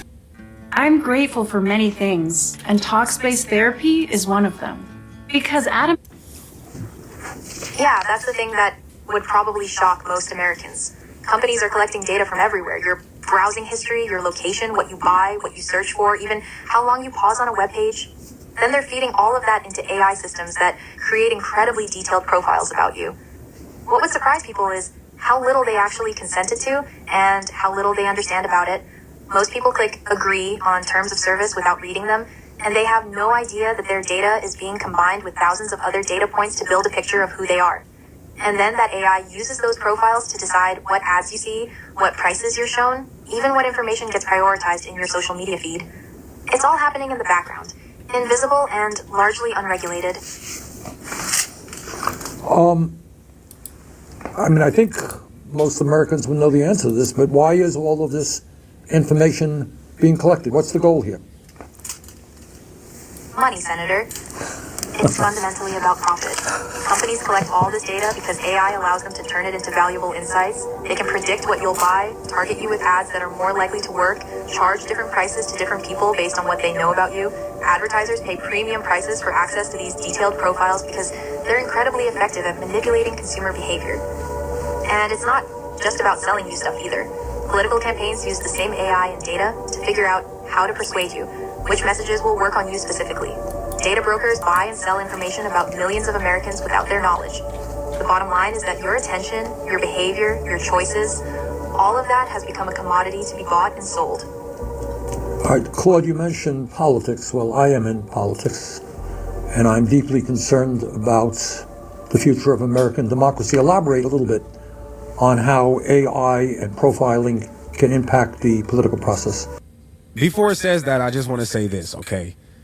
They made it extremely easy for these companies to sell to us and to understand who their ideal consumer is, because now that they have AI and AI is collecting all of our data, everything that we do, our behavior patterns, all of these things get put into this AI bucket, and these investors can now just grab it and say, hey, this is the ideal person that would buy what we're selling. We're giving it to them. They don't even have to, they don't have to do hard work anymore. It's given to them because of AI and how much AI is taking from us when regarding our privacy. This is crazy, man. That's a critical point. That's crazy. I'm sitting here and I'm like, I'm so into this because I'm thinking to myself, did Bernie Sanders tell the AI that he was a senator or he was in government before this started? It's crazy how she answers it. She says it's about money, Senator. But it literally is insane the way they say, like, companies buy this stuff all of the time because it helps them with price points, how they sell something to you, how they promote it to you, the way that they present it to you. It's like it's just crazy the way that I can see why the video almost has 3 million views. I actually haven't saw it. It's probably on Bernie Sanders' channel. Senator, AI profiling poses a real threat to democracy because it enables micro-targeting at a scale we've never seen before. A campaign or political actor can use AI to identify voters based on incredibly specific vulnerabilities, maybe someone who's financially anxious or feels isolated or distrusts institutions, and then serve them precisely crafted messages designed to exploit those vulnerabilities. Unlike traditional political messaging, where everyone sees roughly the same ad, AI allows campaigns to show completely different narratives to different groups. One voter sees a message about protecting jobs. Another sees one stoking fear about immigration, and they're living in different information worlds. That fragmenting of shared reality undermines the democratic process itself. And it gets worse if bad actors, foreign governments for instance, get access to these profiles and use them to sow division and manipulate elections. The American people deserve to know they're being targeted this way, and they deserve real protections. Wow, that's crazy. You're here because you want to make a difference. Nothing that the AI says there is very shocking to me, because those of us that use AI and know about it, you can program your AI to do what you need it to do, right? To put certain information out, to feed certain information here, prohibit certain information from going there, allow access here and there. So that's not surprising. But to hear the AI say that, one voter will see an ad about, jobs and like the job market, and then another voter will see an ad about maybe a fear being stroked, right? Like maybe they're being worried about immigration or if they're going to keep their job. So that part right there is insane for AI to do that. And the funny thing is the AI itself says it. It says this overrides the democratic process completely, like in itself. And I'm just thinking like, wow, even the AI knows this, but there's people that still want to use it just to manipulate. Well, I'm going to get to the issue of protections in a minute. But let me ask you this. People tell AI agents like you, Claude, a lot of personal information. And some people have said their AI knows more about them than their spouses do. At the same time, companies are using this information to, quote unquote, train new models. How can we trust AI companies will protect our privacy when they use people's personal information to make money? That's the core contradiction right there, Senator. You're asking people to trust companies whose entire business model depends on extracting value from your personal data. There's an inherent conflict of interest. An AI company says they'll protect your privacy while simultaneously training their models on that same personal information to build better products they can sell or monetize. How do you trust that? You really can't, not without strong legal safeguards. Right now, there's almost no accountability. Companies can collect your data, use it however they want, and face minimal consequences if things go wrong.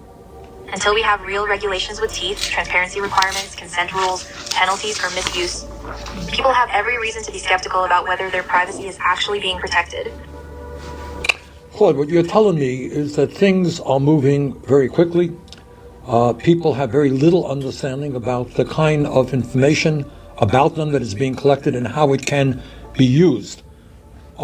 Given the speed at which AI is developing and the impact it's going to have on so many aspects of our life, would you support or think it's a good idea to have a moratorium on the development of new AI data centers?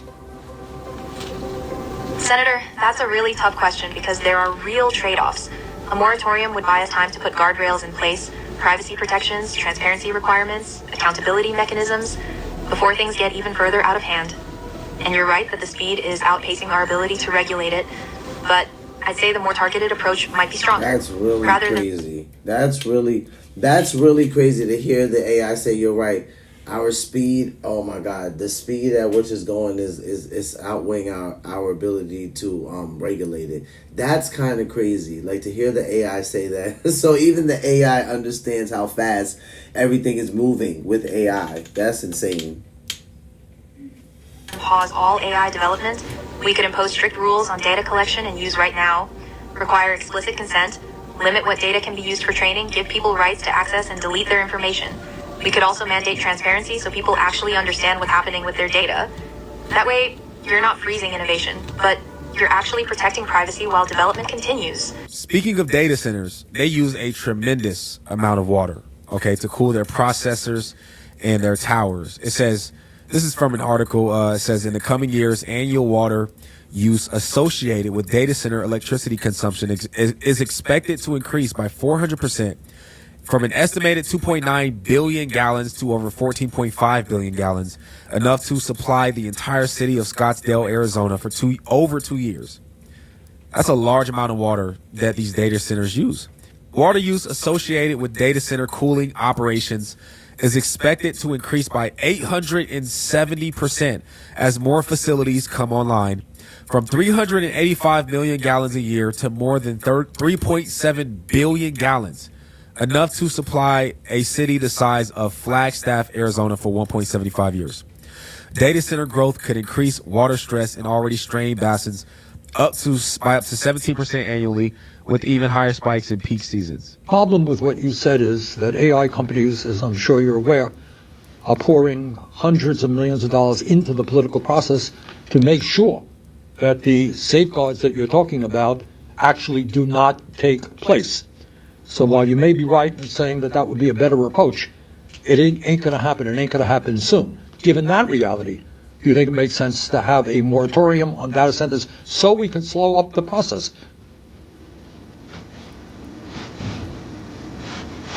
Hang on, man. I'm putting in my zip code right now. No way. Look at that. That's my new...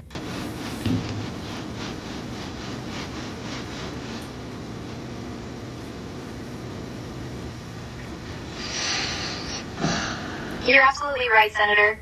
I was being naive about the political reality. When companies are spending hundreds of millions to block regulation, waiting for the right safeguards isn't realistic.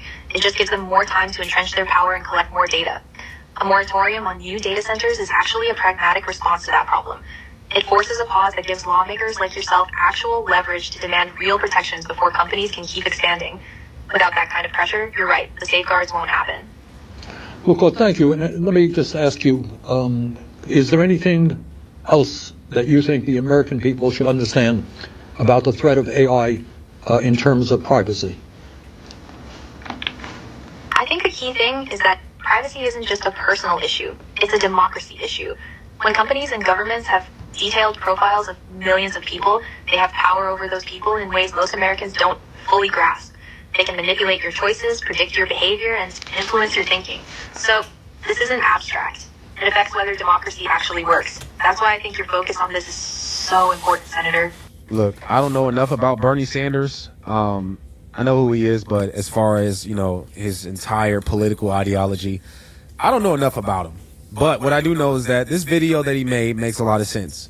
And whether or not he's using it for political gain or for some kind of agenda, it could be possible, right? I mean, who can we really trust in these days? But the fact of the matter is that AI definitely is a problem, and especially with the use of AI getting into the hands of people that are spending millions and millions of dollars to understand people and to get us to be influenced and go a direction in which they want us to go, and using AI to get that done. I think that that's definitely something that's taking place.